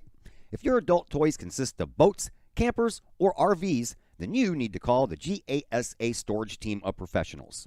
Winter weather in the Midwest can be quite harsh, and finding a place to properly store those expensive toys for winter can be just as rough as a Midwest winter. That's where the GASA storage team comes in, with outdoor self-storage and covered storage for your toys. They even have tractor-trailer parking. Conveniently located at Horseshoe Lake Road and 111 in Pontoon Beach. GASA Storage, for the safe storage of all of your toys. Contact the GASA Storage Team, gasastorage@gmail.com, or call today, GASA Storage Team, 618-797-6100. Start throwing them out the door over here. Look, get rid of them. And once again, we welcome you back to Kahok Stadium here on the campus of Collinsville High School. Todd Duke, Brett Bourne with you. Just about ready for second half action between Collinsville and O'Fallon. Well, Class 1A and 2A have already started their playoffs, as 3A and 4A have another week to go, and some 1A playoff scores for you. How about Mater Dei all over Staunton by a score of 7-0? It was Breeze Central over Metro East Lutheran 8-0. Look at all these lopsided scores. Columbia over Salem 7-0. Altoff over Mount Carmel 8-2, and Father McGivney, who we just beat here 9-3 on Saturday, over Wood River 9-0. Yeah, lots of lopsided scores, aren't there? Absolutely, absolutely. I did not realize that the smaller classes have already started. Yeah, they started today, as a matter of fact. So here we are in this Class 4A Southwestern Conference showdown between Collinsville and O'Fallon. Collinsville had a first half goal from none other than their leader in goals this year, Adam Reiniger, and that's where we stand right now, 1-0, as we are just about ready to begin play here in the second half. Well, all players are in their spots. Referees are ready to go as well. As we await the whistle, Collinsville will get control of the ball first, and we are underway in half number 2. Mehat pops one down in the zone for Collinsville in their offense, and then it's poked right back out by O'Fallon. So we switch ends of the field, and that means Jackson Perrell, who is getting control of the ball now, is to your left, and Ben Eckel to your right. Collinsville sends the ball down to your right. It gets past everyone, including the defenseman, and Eckel has to come all the way out. Is having a hard time slowing that one down was Ian Schilling. Trying to catch up to that ball. He never could. That was a ricochet shot right off of somebody's head and straight down, and back out to midfield we go. Here is Mahan over to Bodie. Bodie gets it over here for Peterson. We'll get an up-close personal look at Peterson in this half. And back to Compton it goes. Compton will send it over to Hensler. Looks like O'Fallon has decided to adjust a little bit and put on some early pressure, as they're almost they're pressuring everyone who has the ball right now. Well, it looks to me like they may have changed formations a little bit. Looks like they're running with 3 backs as well, maybe trying to get another forward into the mix for the O'Fallon Panthers. Coach Lukey should be happy with his performance of his guys the first half. I think they played well. They possessed the ball well and struck early. Now we need to keep that kind of a push going here in the second half, and there's Compton rustling that ball away from one of the forwards for O'Fallon before they could get a chance to get anything going. And the ball comes back out to Mahat. Mahat will send it back out to midfield off of the head of Chris Moore, and down it goes, and then it comes back out for Jalen Wade. Wade trying to get the ball upstream a little bit, if you will, but there was Weber in his way. And now back out to midfield we go to Landon Mahat. Mahat all the way down, off of the head. Nice play. Here is Jalen Wade, and he couldn't get it in there. Take it down in the box, and a PK coming up. They took Wade down in the box. And that was the right call. It was. That was a goal-scoring opportunity for Jay Wade. Penalty kick here taken by Collinsville with a chance to make it 2-0 in the first 2 minutes of this second half. Looks like it's going to be Jimmy Crowder who is going to take it. Crowder has 4 goals on the year. I think Jimmy has made PKs this year, and he may have missed one as well. So Crowder ready to go. Eckel ready to go. Here's Jimmy. Stutter step. Takes it. Good! Huge. Huge. You ain't kidding there, brother. 2-0. At the 42-minute mark here in the second. Well, Fallon is, they better quit talking or they're going to find themselves in more card trouble. Yeah.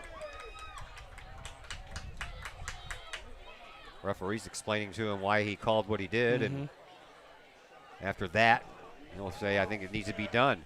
He's taking a card out of his pocket, or no, he's just writing down? I think he's just writing down. Writing down who committed the penalty. The speed of Jalen Wade is what resulted in that penalty kick. 2-0 now in favor of Collinsville. Everybody can breathe just a little bit easier now. Not much, just a little bit. And we're back to action. Up the line it goes. And it's picked up there by Peterson, and it stays alive, and Collinsville trying to settle it down. And O'Fallon then takes over with it. They'll bring it up past midfield. Rackford gets it up, and then over on the far side it goes out of bounds. Collinsville will have a throw-in right at the end of their bench. They'll throw it all the way up the line. Reiniger trying to chase it down. He can't get there. Weber does, and then a whistle will send the ball back the other way. That was all the way over on the far side. Not sure what the whistle was for. Yeah, I'm not sure either. So it took us 17 minutes and 26 seconds to get the first half goal. Only takes 1 minute and 59 seconds into the second half to pick up the second goal. And that one was a little bit easier on the PK. And Collinsville will work to try to make it a 3-goal lead. Here is Trey Peterson. Peterson throws it up the line to Wade. Wade has a ricochet right back to him, and then Peterson off of a body and out of bounds. We'll take that. Yeah. Peterson with another throw-in. He'll throw it up to Reiniger, who now comes over to this sideline. Reiniger steps around a defender. Nice job there. Bodie will send the ball up, trying to find Crowder. Crowder, he'll take care of the ball and send it back up, trying to find Wade, but it finds a defender instead. Now over on the far side, Garofalo. He'll try to wrestle it away from Chris Moore as that ball goes into the O'Fallon bench.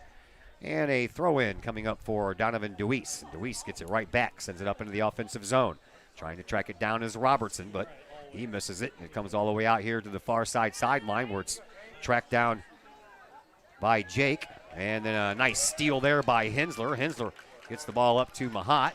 Mahat, he tried to leave the ball for a little run up the line by Peterson, but had a little bit too much on the pass. Here is Hensler off of a body that belongs to O'Fallon, so Collinsville will get another throw in. Getting a little sloppy here on this in the defensive half here. He's sitting you over 3 yards. Okay, you're gonna send him back for I've seen him a lot worse, man. 10 yards up the wing, and a throw-in still counts. Up the line it goes again, and out of bounds it goes again. And Alex Paz there with a one-arm play with his camera and everything. Out to Mahat. Trying to get away from this sideline, keeping it in bounds for a little while here. There's Lopez for O'Fallon. He gets it up to Chris Moore. And Moore trying to continue that momentum. Has to split the defense. He does. And then sends it up in front, but that's a nice picked off pass by Dane Compton. And then Compton will send the ball up the line. Back it goes to Bodie. Bodie will send it up to Crowder. Crowder with a head of steam gets around Weber for a moment and then continues to send the ball up, trying to spring free Jalen Wade, but that was blocked out by the defense. And now Bodie at midfield once again. Gets it over this way for Peterson. Peterson ticks it up the line now for Jalen Wade. Wade over on the right wing, and that ball sent out of bounds right between Wade's legs by Ian Schilling. And 34-35 left to play. Comes back in. Here is Reiniger. He gets tripped down right in front of the box. No call that time. And then the ball ends up all the way over on the far side. Tracked down over there by Collinsville. Ball ends up being punched out of bounds. Throw in comes up the line. And then it's sent right back out of line by DeWeese. Thanks to Zach Rosen for sending us all those scores of the 1A playoffs. Certainly appreciate it. Here's Wade in front, and Jimmy Crowder got stuffed, and then it's sent out by the defense. Another loose ball, and that one's poked around across the end line, and it's going to be a corner kick coming up here for Collinsville. Hey, Calyx did everything but score that go-around.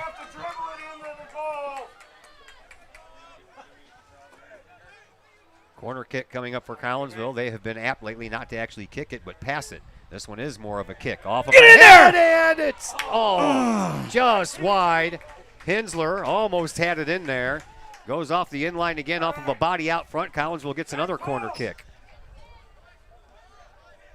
That looked like that was going in. Another corner kick out front, and that one's off of a head, and that one is going to be another corner kick. It's a great save by that O'Fallon defender on that back post. Sure was. That looked like that could have been going in. I believe that was Donovan DeWeese there. This time we'll take it to the far side corner for a corner kick.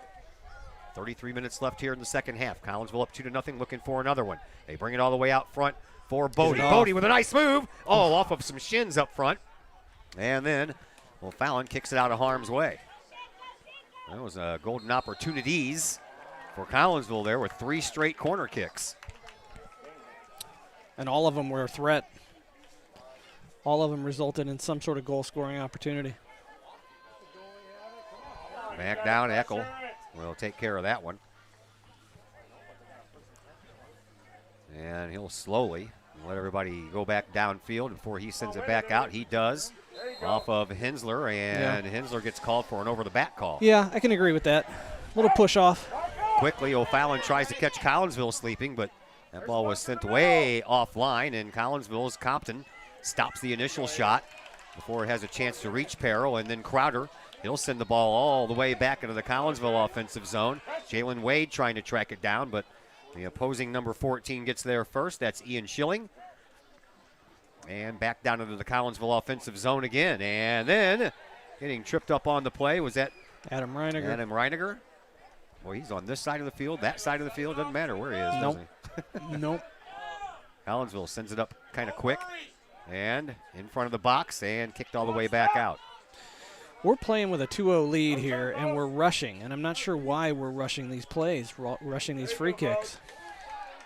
Trying to catch him off guard. That's about the only thing I can think of. Yeah, but Collinsville needs to take a step back, breathe. You're playing with a 2-0 lead now. It's a different game. That's the way I view it. 31-15 left to play here in this second half. Collinsville up 2-0, looking for more, and the ball comes down off of Eckel and out front. And then it's popped all the way back to midfield. Off of Hensler's head. Comes down right in front of our location here. And a throw-in coming up from Andre Robertson. Nope, we're going to have a different throw-in because we've got substitutions. O'Fallon is going to send on 2 and send out 2. Tyler Looning is one of those going off, as is Jake Schildknecht. What are they trying to say with your one of your top goal scorers rotating out like that? Yeah. When you're down 2-0. Calvin Keller comes into the game. And handball. It's off of a hand. And that is going to belong to O'Fallon on a free kick. And looks like Andre Robertson will take care of this one.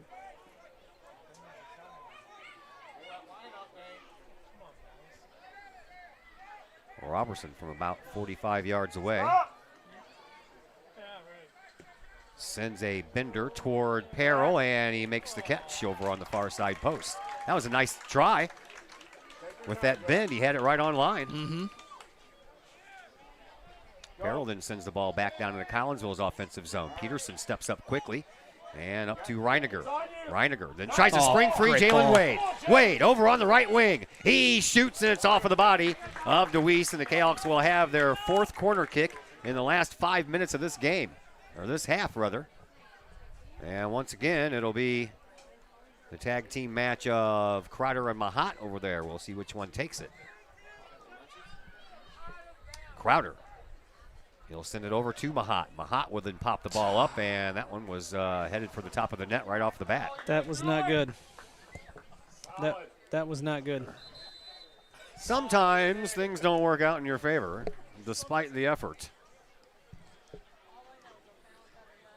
Eckel ready to send the ball back out into the night sky. Got a little chilly out here, too. A little bit. Fallon rotating more subs in. Trying to keep the legs as fresh as they can, I guess. Out to midfield it goes. Hensler off of his head, pops straight up into the air. And then it comes right back down, and here is Crowder. Crowder with a nice pass again, but he sent it a little bit too far for Reiniger to catch up to it. And O'Fallon trying to take it over again. On the far sideline. Yeah. Out of bounds. Oh. And they're going to say it belongs to O'Fallon, not Collinsville. We were ready to throw that ball in. Alex Lorsbach took some umbrage with that O'Fallon forward trying to take that ball from him. He's like, heck no. Not giving it up that easy. Here's a throw in by Weber right in front of the box, but that's a nice play by Compton. He was in the right spot. Used his head to get that ball out of there. Now it comes down. Collinsville takes over, and here is Crowder once again. He pops the ball up, trying to settle it down as Wade. He couldn't do it. Sent back up and then all the way back down. It's going to take a roll and a hop to Van Eckel. 27:50 left to play here in this second half. Collinsville leads 2-0. Eckel sends the ball down range.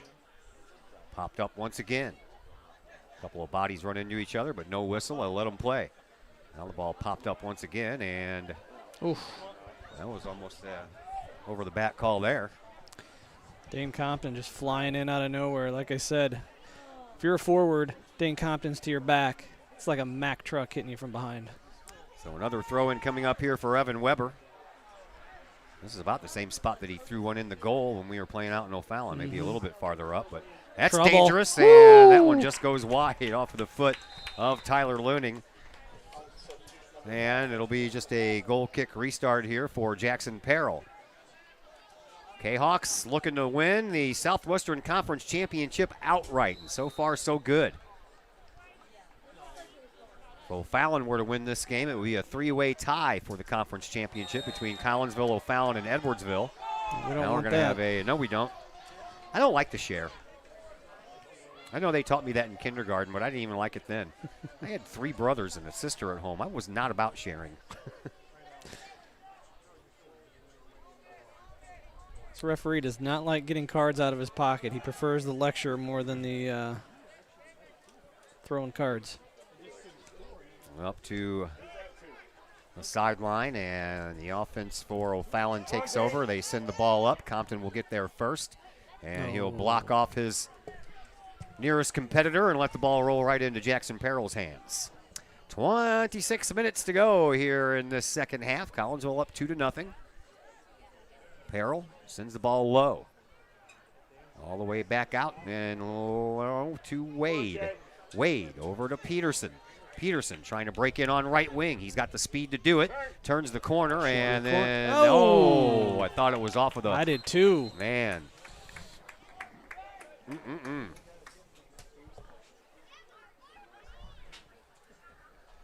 Generally, if we were thinking that would have gotten some sort of response from the crowd, and it didn't get one, though. So maybe our eyes are off again. It's happened before. It'll happen again. Eckel sends the ball back out to midfield. And off of Hensler's head, back to Compton to Peterson. Peterson sends it over to the sideline. Now he's trying to track it down once again. Collinsville picks that ball off. Here is Crowder. Crowder moves the ball up to Reiniger. Reiniger trying to spring himself, and he comes into the middle, and he gets pushed from behind and almost stayed with that ball. Back out for Justin Hammond now over on the far side. Yeah, he almost gave that one away on a. He did. Not almost. He did. Yeah, he did. Giveaways will kill you in this game. Luckily, that one didn't. Here is Lorsbach with a throw-in right at midfield. Throws it up to Wade. Wade gets kind of shoved from behind and couldn't play the ball. And now it's Eckel's turn to get it, and after one of his defenders shields off one of the approaching K-Hawks. 24-25 left to play here in half number 2. 2-0 in favor of Collinsville. First half went by quick. Sure did.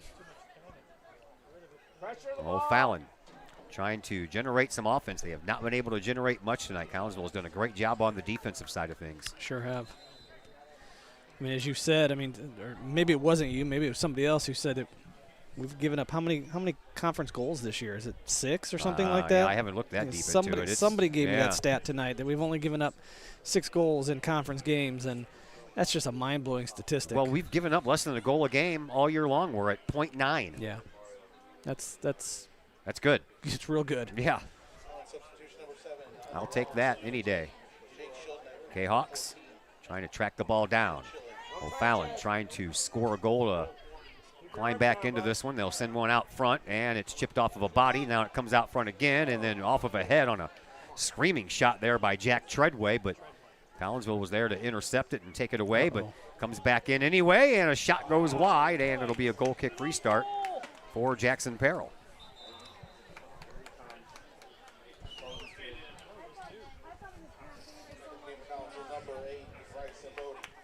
So Perrell ready to send us back out to action with 23 minutes to go here in the second half.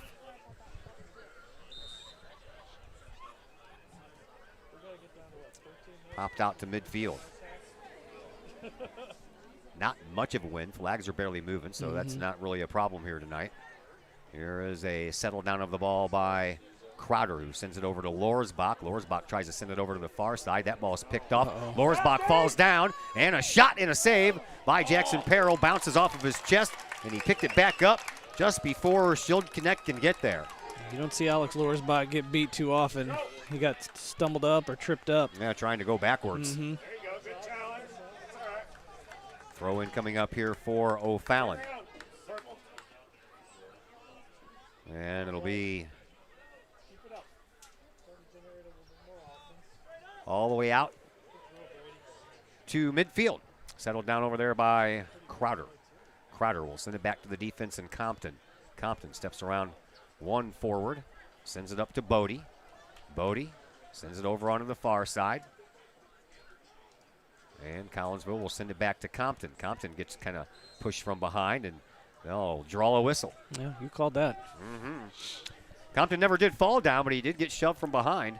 Certainly slowed his momentum down.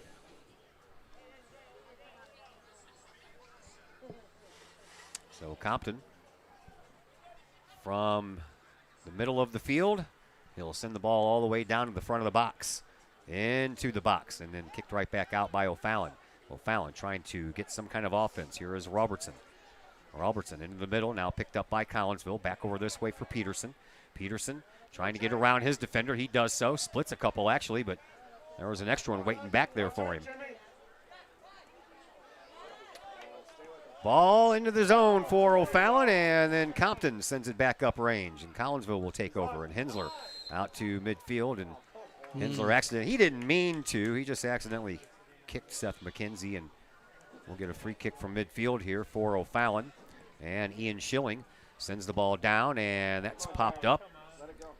And Jackson Perrell will take care of it on the pop-up by Andre Robertson. And Robertson was just trying to deflect that ball toward the goal. Perrell sends the ball back downfield. Out to midfield it goes. Crowder settles it down, gets it to Reiniger, and then one of the defenders for O'Fallon comes in and takes care of it. Now back to Bodie. Over to Lorsbach. Lorsbach steps around one defender, gets around another, and sends the ball up the sideline. And Jalen Wade trying to track it down, trying to get past Weber. He does so. And then tries to make his move into the middle of the box. Can't do so there. Weber's a big body to try to get around. He's tall and got a wingspan. The only thing you got to hope for is that Jay Wade's quick feet can just blow by that big body of his. Halfway through the second half, Collinsville leads 2-0. Here's Peterson. He'll send it back over to Crowder. Jimmy Crowder. Over to Bodie. Bodie. Up the line it goes, and back to the defense for Lorsbach. Lorsbach will send the ball right out into the bubble and front of the box. Peterson trying to keep it in there. Reiniger off of his head. Almost looked like he was trying to balance it on his head like a seal. He was just trying to turn that corner and Yeah. hope to get a shot off. I think he was trying to balance it on his forehead and turn with the ball on his forehead at the same time. Back to the front of the box, settled down by Wade. He's got Reiniger, and Reiniger gets it in. Adam Reiniger scores his second goal of the night, and Collinsville extends their lead to 3-0.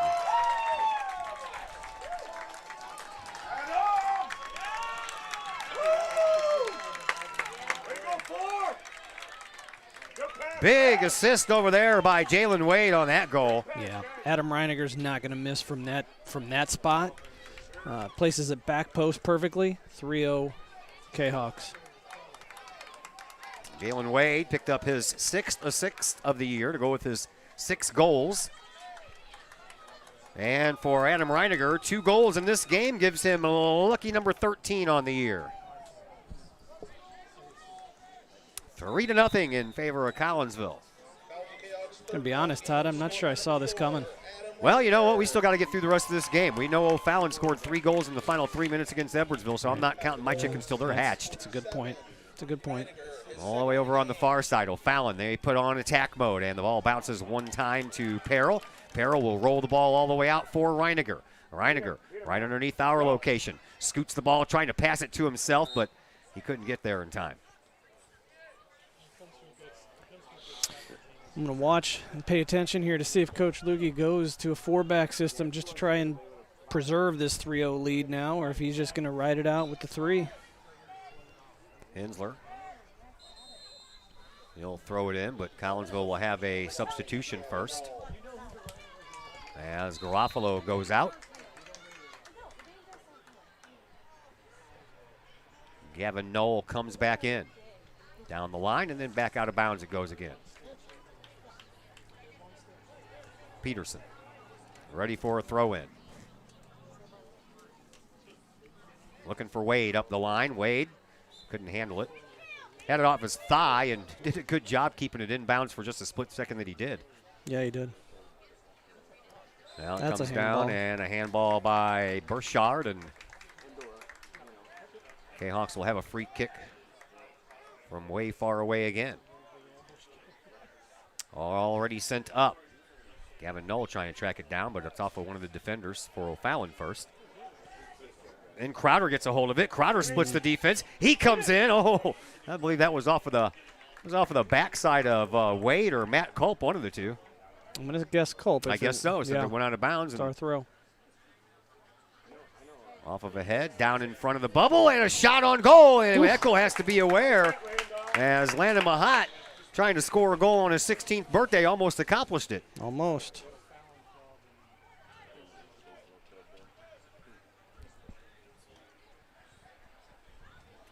"17 minutes to go here in the second half. Seems like to me the time won't tick away fast enough. It's a slow trickle at this point. Zach Roseman says we have given up a total of 6 goals in conference play this year. That stat was right. Yeah. That's huge. Man, that's, 6 goals, and this is the 10th game. Mm-hmm. Yeah, that's even better than the 0.9 that we have. And here's a chance for O'Fallon, and a missed kick over here on this left wing goes sky high. I'm not sure if we were sleeping there defensively on that backside or what. Andre Robertson almost got O'Fallon on the board. Leading goal scorer for O'Fallon, and now another chance for O'Fallon, and Dane Compton comes in and ruins that opportunity. On the far sideline, he'll send it up, and I don't really think that Lorsbach was anticipating a pass there because it went right past him. Now Mahat comes in, so Hensler comes in, stops that, but O'Fallon's got numbers down below, and they send another shot toward goal, but well over. So O'Fallon, they've come alive here in the last couple of minutes with some offensive pressure. Yep. First signs live here for their offense this half for sure. Yeah.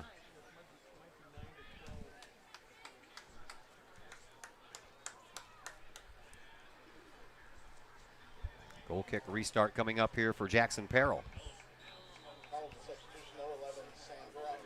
Peril sends it back out to midfield. Pops straight up.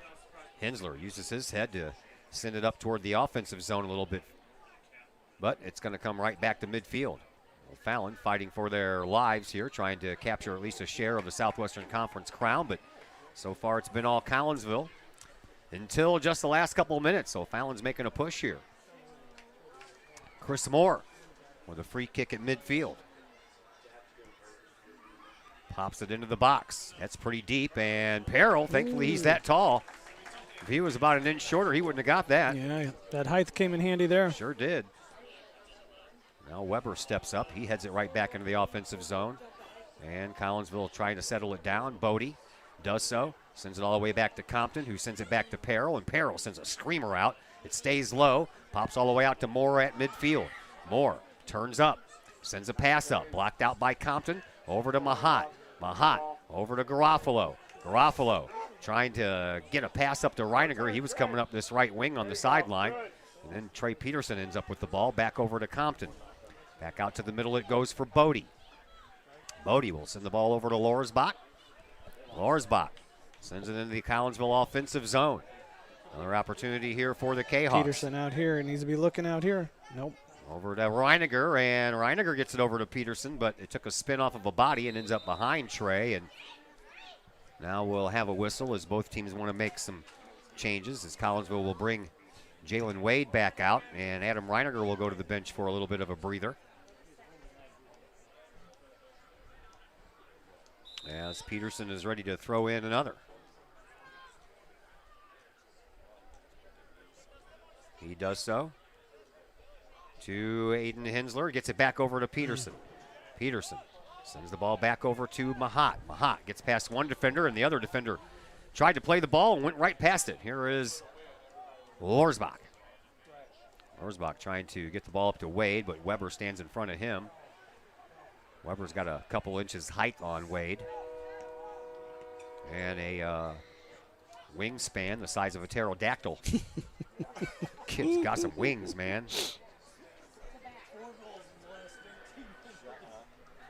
All the way down into the O'Fallon offensive zone, but then it goes into the Kahawk bench.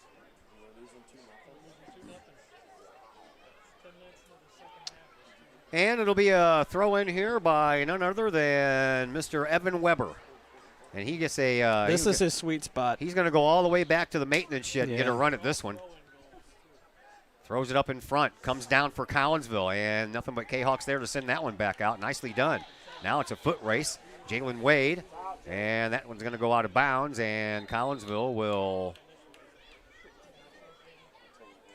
have to play defense again. Another couple of player exchanges going on for O'Fallon. And a throw-in coming up here for Halloran. Halloran throws the ball in, comes down at midfield, and Reiniger tries to take it over. Hensler tries to take it over, and now all the way over here on this far right wing. Ball sent over to the other wing, and it comes down before anyone can get a hand on it or a foot on it, and ends up going across the end line. It'll be a goal kick restart for Mr. Peril.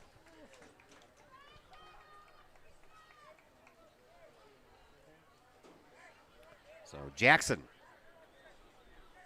has had to be on his toes here recently. Even though he hasn't had to make any tough saves, they've all been high or wide. But O'Fallon has definitely poured on the offensive pressure. Yeah, definitely more pressure this second half, especially the last 10 minutes than they've had all game. Here is Lorsbach, and he'll send the ball back up. And Wade tries to track it down. And now over on the far side, Collinsville has a little 2-on-3 going on. Nice, now Wade, nice takeover. That is. Wade kind of just took that ball right over from Reiniger as Reiniger was coming up the line. But O'Fallon takes it over, and here is Weber. Weber in front of his own bench sends it up the line and out of bounds off of Lorsbach. So Weber with another throw-in coming up here from midfield.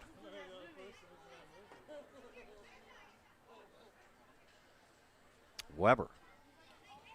Man, that kid can throw. All the way into the box. On the front corner on the far side, but it was still in the box. Jackson Peril had that job for us last year, but he's got those long arms working in goal now. I wonder if he plays ball like Jackson Peril does. Yeah, I don't know. There was was ball. that was nice. Far side sideline is where we are, and Hensler couldn't wrestle it away at that go, and they'll try it again as O'Fallon sends the ball into the offensive zone, and back goes the Collinsville defenders, and a nice play there by Bodie. He'll get the ball over to Compton. Now it comes up here to Mahat. Mahat, he's going to try to spring Garofalo loose, but he overshoots his intended target. We are finally down to single digits as far as the minutes are concerned. 9 minutes and 45 seconds to go here in this second half. 3-0 in favor of Collinsville. Aiden Hensler with 2 goals the old-fashioned way. And Jimmy Crowder had one via the penalty kick. Throw in, comes up to midfield. Collinsville takes care of it. Here's Garofalo. He'll send it back up, trying to get Wade going again. Back out to midfield it goes. And then off of a body and down front and back out to Compton. Compton pops the ball back into the Kahok offensive zone. Off of the head of Weber. And Garofalo, he tries to track it down. He does. And stays with it. Tries to get it up to Wade. And then Weber steps in front of him. Or excuse me, that wasn't Weber. That was Schilling that stepped in front of Wade and took that ball over. There you go. Over onto the far side for Lorsbach. Lorsbach sends it up right in front of the O'Fallon bench.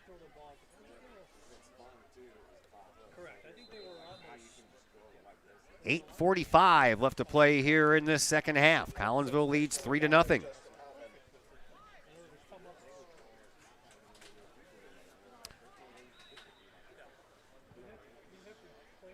Throw in comes from the far side. Collinsville's throw in front of the O'Fallon bench. Nice throw in. Got Wade over on the left wing, trying to settle the ball down for a pass, and he couldn't do so. Weber steps in front of him and sends it all the way back out to midfield. Collinsville's defense has to hurry on back. Boy, they got caught, trapped back in the backside, didn't they? Here's a chance, and it's in. And O'Fallon finally gets themselves on the board. It is 3-1 in favor of Collinsville, but that one kind of hurts because we all know that O'Fallon's capable of scoring much more than that.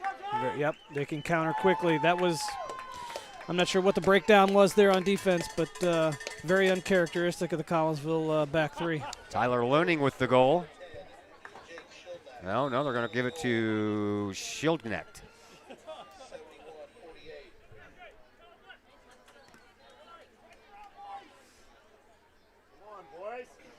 So the Kahawks still up 3-1, but they got caught back on some defense. Oh, you got to be kidding me. Nice save by Aiden Hensler saves the Aiden day. Hensler, and oh boy, it's a corner kick for O'Fallon, but man, oh man, what a job by Hensler as Jackson Perrell committed, and then ball got past him, and thankfully Hensler was back there. Oh my goodness, we're looking at a different game if we they score. Sure are. Man, oh man. O'Fallon, as we told you, they're pouring it on here in the second half offensively, and they ain't letting up right now. And they're catching they're catching some Kahawks asleep here.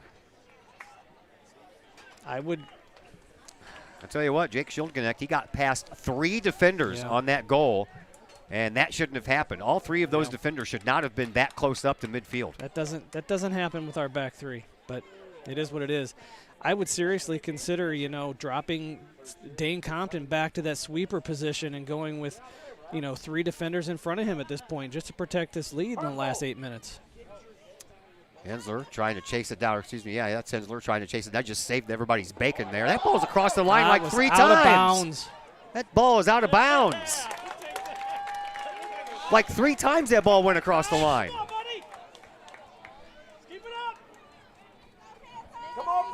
Corner kick coming up here by Schildknecht once again. 6:25 left to play here in the second half. O'Fallon, all of a sudden, they are dangerous. We know they don't give up. Here's the kick in the corner, and off of a head up front for Lorsbach, and down the ball goes, and it comes all the way out toward midfield.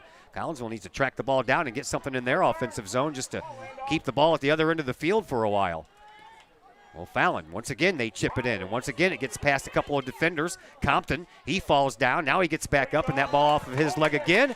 And another corner kick. Or are they going to call that one off of O'Fallon? They did call it off O'Fallon. Yeah. Woo! Man, oh man. Talk about an interesting finish. 5:45 left to play here in the second half. Collinsville up 3-1. Jackson Perrell ready to send the ball back out. He does so. To midfield. It's popped right back into the offensive zone by O'Fallon. What I want to know is where was all this from O'Fallon in the first half? Totally different game. They play like this in the first half. This is a totally different game. Yeah, I'm with you. That ball is across the sideline off of the foot of Trey Peterson. So a throw-in coming up here for none other than Evan Weber, just outside the box.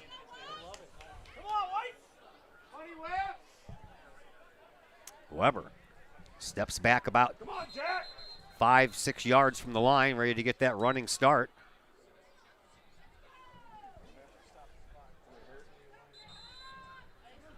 What do we got? I don't know. Clock stopped. Is that one of ours?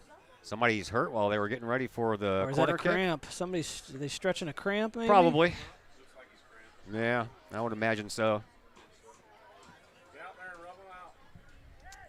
So. And everybody heads toward the sideline, so it appears that we have a bit of an injury timeout, so we will go ahead and step aside as well, and we'll be back here in just a moment on the Kahok All Pro Sports Tees Network. in Caseyville is your place for custom apparel and has been for over 20 years now. Why? All Pro Tees can handle any size project, big or small, and they specialize in large group orders. At All Pro Tees, quality is number one on their list of priorities, as is evident by their excellent customer service. Did we mention All Pro Tees has over 20 years of experience? They can even help with fundraisers and event merchandising for your group.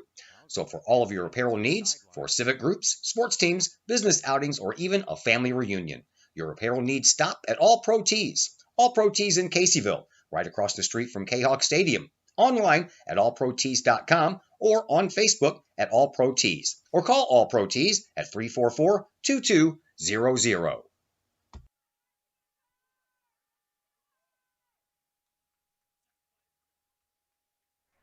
Aiden Hensler was the one that was down with the leg cramp, but he's back up and he's already off to the other side of the field. He's just fine. And a throw-in coming from Weber. Here it is. Into the front of the box, and it's caught by Perrell. Perrell catches it in midair before anyone has a chance to do anything with it. And then Perrell will send the ball deep downfield. Down the sideline it goes, and off of the head of Jalen Wade. It'll belong to O'Fallon once again. 4:35 left to go here in this second half.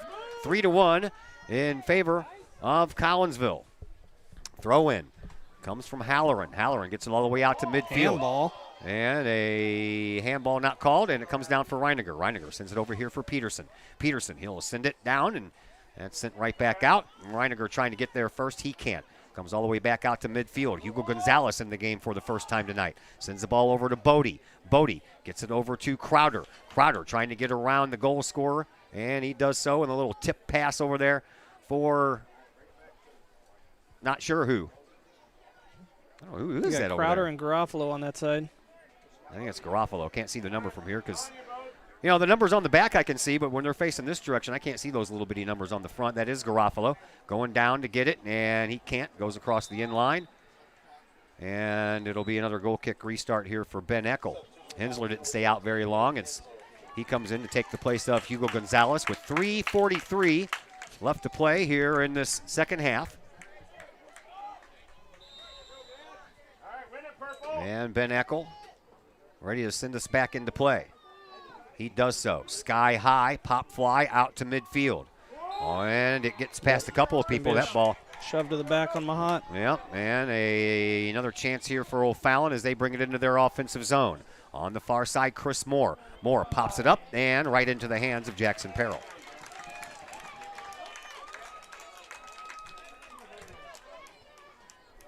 Perrell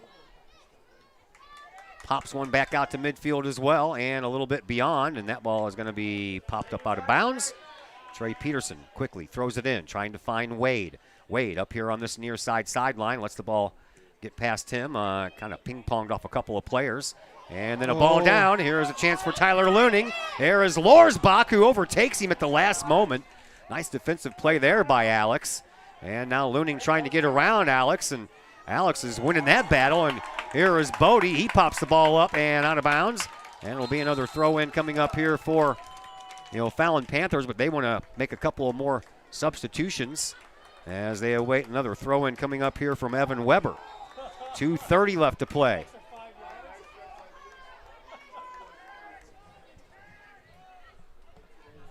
Weber. That long throw over onto the far side post. It comes down and out. Here is Reiniger trying to get around Weber. He does so. Weber up to Wade. Wade. He's got Bodie over on his left wing, and then Weber overtakes Wade. Yeah, you can't go in there and try to score that goal yourself, man. Bodie was coming up, and he was all by himself. You got one on each side, Reiniger and Bodie on the left. Bodie had a head of steam. He didn't have anyone around him. Now back into the O'Fallon offensive box, and a whistle on the play. We'll stop it there with 1:45 left to play. Kahok continues to run, though. And it's going to be an explanation over there to Tyler Looning, and Collinsville is going to get a free kick from just outside the box. They'll let Jackson Perrell take that. Clock continues to run. 90 seconds left to play here in this second half. Collinsville up by 2 goals, looking to win the Southwestern Conference Championship outright. Here is Jackson Perrell. Perrell sends the ball back out to midfield. Ping-pongs off a couple of bodies, and then Collinsville will send the ball back into the offensive zone. Here is Wade. Wade couldn't get there in time. Ian Schilling got a foot on it first, and O'Fallon sends it all the way back down into their offensive zone. They'll chip the ball up, trying to find Robertson. Robertson lost the ball, trying to make the move over here on the left wing. A sliding tackle by Hensler. And the ball ends up going out of bounds. We'll have another throw-in coming up here by Evan Weber. And we are under a minute to go. O'Fallon desperate now. They need 2 to tie. Here is Weber. They stop the clock with 43.8 seconds left for substitutions. Looks like Compton's going out. Compton's got some blood. Yeah.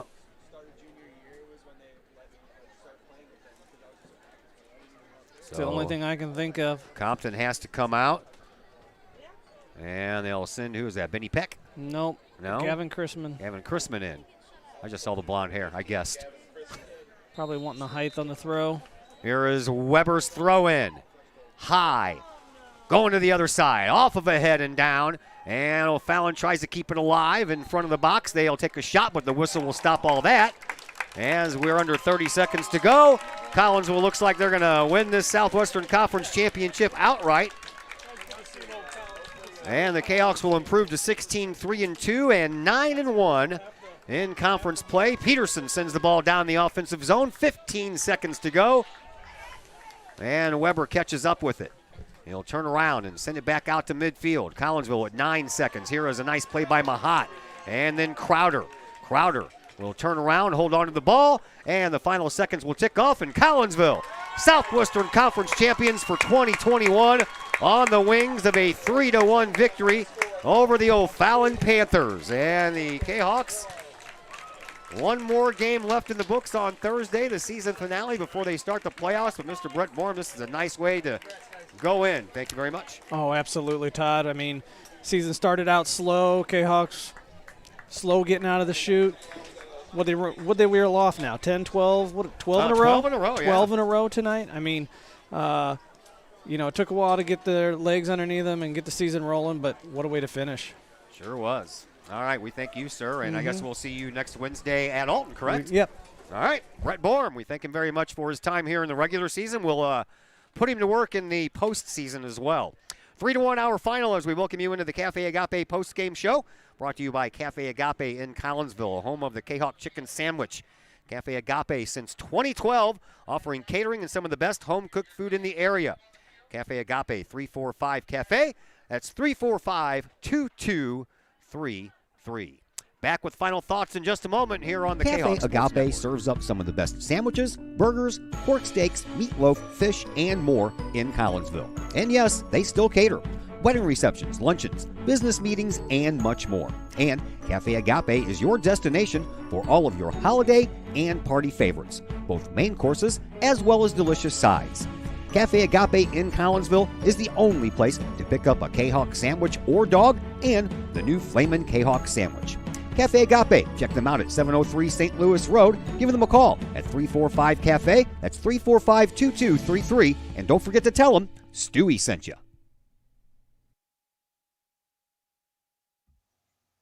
Brady Pest and Termite Management in Caseyville. Brady Pest and Termite Management is your local pest control source. The Midwest offers its fair share of pest problems, and Brady Pest and Termite Management is up to the challenge.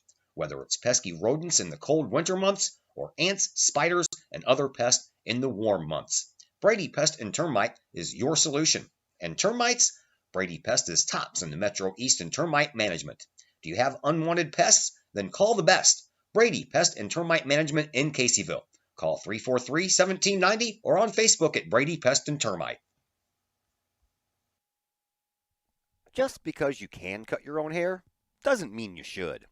The Shop, a great place in Collinsville for men and boys haircuts, is where you should take your hair. The Shop is owned and operated by Collinsville High School graduates Danny Kress and Jody Neiman, and is located at 103 South Seminary Street in Uptown Collinsville. The Shop isn't just another place to get a haircut, as Danny and Jody take great joy in getting to know their clients and look forward to turning those clients into friends. When you sit in a stylish chair at the Shop, Jody and Danny pride themselves on getting to know you well enough to say, the usual. So, men and boys, if you're tired of the same old cookie-cutter approach to haircuts, check out Danny and Jody at the Shop. You may just walk out with not only a fantastic cut, but you may also walk out with a friend. Or two.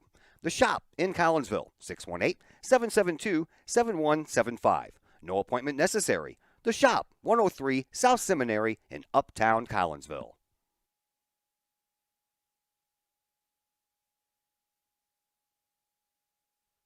And once again, we welcome you back into the broadcast booth. We're going to switch cameras here and give you a clear shot of your Collinsville Kahawks as they get ready to take the picture with their brand new trophy in hand, Southwestern Conference champions.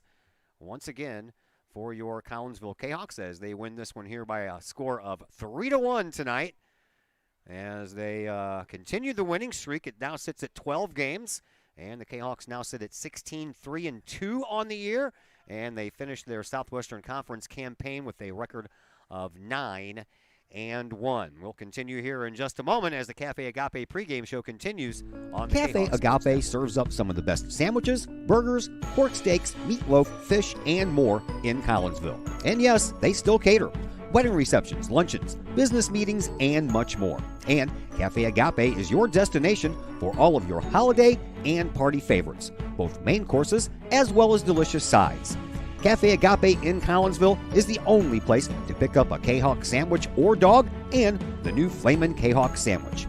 Cafe Agape, check them out at 703 St. Louis Road. Give them a call at 345 Cafe. That's 345-2233. And don't forget to tell them Stewie sent you. The people of Illinois welcome you.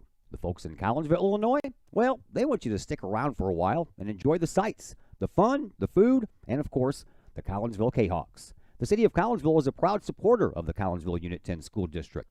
So welcome to Collinsville. Come on over, catch a Kahawks game, or enjoy some of the new places to eat, shop, and have fun. There's plenty to do for the young and the young at heart. Enjoy Christmas at the Collins House during the holidays, tunes at Bloom in the warm summer months, and more. There's plenty to do in Collinsville, so come on over for a bit. The folks in Collinsville would love to see you. For more information, go to www.collinsville.org.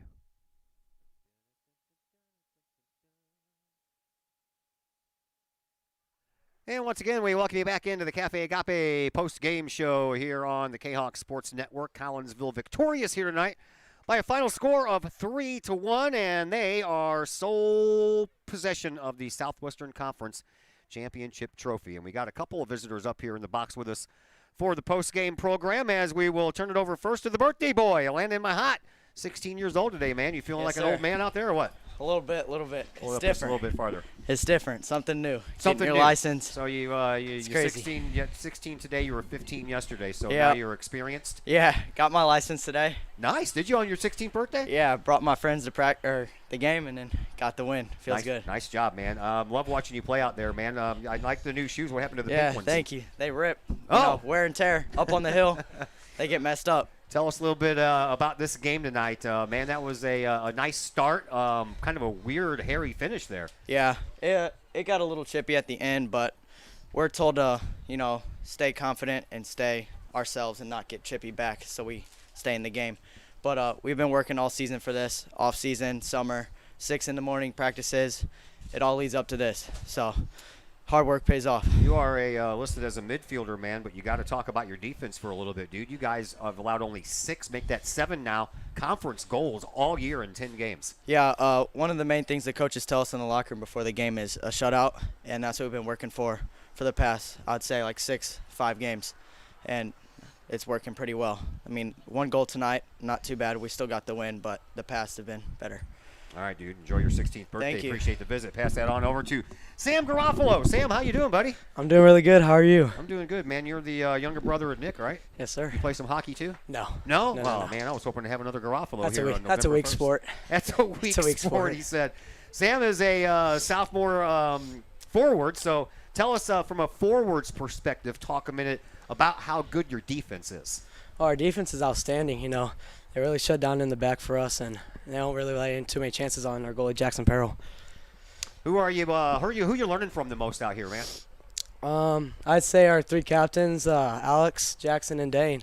They're really leaders on the field, and they just help us through the game. And how are they helping you become a better forward? Just speaking to me, helping me out where to go, what to do, just controlling the back. It's really good. Tell me a little bit about your goalkeeper, Jackson Perrell, man. He doesn't face as much shots because of your guys' good defense. He's got to stay alert back there. How does he do that? I have no clue. This is his first year of goalie. Never played it before. He's doing outstanding, though, as you can see. Won conference with him. Yeah. All right, man. Go down and enjoy it with your friends, buddy. Thank you. Appreciate it. All right, that is our post-game interviews. Had a tag team match tonight up here. Nicely done there. The birthday boy, Landon Mahat, 16 years old today, and Sam Garofalo, the sophomore forward. We're going to take one more break here on the Cafe Agape post-game show, and we'll be back to wrap this up in just a moment. Cafe on the Agape Kahok serves up Sports some of the Network. best sandwiches, burgers, pork steaks, meatloaf, fish, and more in Collinsville. And yes, they still cater. Wedding receptions, luncheons, business meetings, and much more. And Cafe Agape is your destination for all of your holiday and party favorites, both main courses as well as delicious sides. Cafe Agape in Collinsville is the only place to pick up a Kahok sandwich or dog and the new Flamin' Kahok sandwich. Cafe Agape, check them out at 703 St. Louis Road. Give them a call at 345-CAFE. That's 345-2233. And don't forget to tell them Stewie sent you. Ogle Auctions in Collinsville, your place for online auctioning. Go to ogleauctions.com to check out the week's items up for auction. Ogle Auctions deals in everyday items like board games, t-shirts, clocks, antique items, and more. To collectible items, anyone in the market for, say, a trolley? Or maybe you're into more treasure troves like vinyl albums, cars, or motorcycles. And Ogle Auctions is always on the lookout for more auctionable items. Ogle Auctions of Collinsville. Auctions every Sunday at 7 p.m. Check them out at www.ogleauctions.com or call Kim or Mike Ogle at 618-218-2117. Are the lights on your dashboard putting on a show? Bring it to Mike's Automotive in Collinsville. Mike's Automotive is also a T3 certified tire center. They can handle all of the basics like oil changes and tune-ups and the not-so-basics like complete engine rebuilds. Mike's Automotive also has 24-hour towing and has 3 locations, Millstadt, St. Louis, and in Collinsville. The Collinsville location is at 1150 St. Louis Road, just blocks from the high school. Or call 345-0611, online at mikesautomotive.net and Mike's Automotive on Facebook. Looking to buy a new home or sell your current home? Trust the Blaylock Group of eXp Realty with all of your real estate needs. The real estate market is hot right now, and you can trust the years of experience the Blaylock Group brings to the table. The Blaylock Group can help you find your dream home, or they can help you get top dollar for your current home. Give Peyton or Emily Blaylock a call today at the Blaylock Group of eXp Realty, 618-780-4622. That's 618-780-4622. The Blaylock Group of eXp Realty. The Times-Tribune, Madison County's longest-running leading independent newspaper. The Times-Tribune covers Troy, Collinsville, Maryville, and all the villages and communities of Madison County. From area city halls to sports, including the Collinsville Kahawks and Unit 10 District News. The Times-Tribune covers that and more. The Times-Tribune is a weekly hometown newspaper published every Thursday, and a one-year subscription is only $40 for the printed and online editions. For more information, call the Times-Tribune at 618-667-3111, online at timestribunenews.com, or follow them on Facebook at Times-Tribune. The Collinsville Education Association is a proud supporter of KahokSports.com and the Kahok Sports Network. The CEA is your partner as they work to ensure quality education for our children. The CEA advocates excellence and equity in public education and represent over 400 educators in 11 schools in both Madison and St. Clair counties. For more information, you can visit the Collinsville Education Association's Facebook page or the CEA's website at collinsvillecea.org. Plumbing or electrical problems? Is your AC or heater on the fritz? There are dozens of companies out there, but do you really know who you're letting in your home? Trust Tiger. Our technicians are clean-cut, drug-free, and background checked. What other company can make this bold statement? Our 24-hour emergency service will ensure your plumbing, heating, AC, and electric are up and running no matter what time of day it is. Schedule your appointment today. Tiger Plumbing, Heating, Air Conditioning, and Electrical Services. We earn our stripes every day.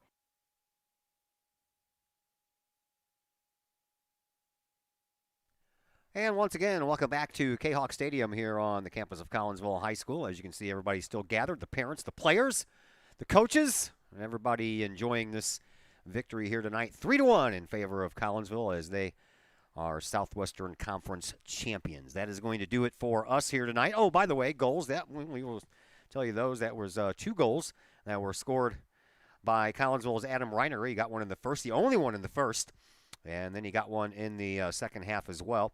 Also, Jimmy Crowder with a penalty kick goal in the second half to give Collinsville a 3-0 lead, and then a late goal by Jack Schildknecht is the only goal that O'Fallon got on the board. We are back in action on Thursday. We'll be across the way. We'll be in the cozy confines of Virgil Fletcher Gymnasium as your Lady Kahok volleyball team takes on the Alton Lady Redbirds as their season winds down as well. Then, of course, we have Friday off because we have football for you on Saturday as Alton Marquette will play host to Collinsville at Public Stadium in Alton. That is a 1 o'clock football game on Saturday afternoon to round out the rest of our week. Big thank you to Coach Rob Loogie for joining us on the pregame show, and a bigger thank you to the birthday boy Landon Mahat and his buddy Sam Garofalo joining us on the postgame show, and a big thank you, of course, to Brett Borm for getting on the other microphone and helping us out here. We certainly do appreciate everybody's input, and a big thank you to all of our sponsors as well. My name is Todd Duke, and until Thursday evening, everybody enjoy the rest of this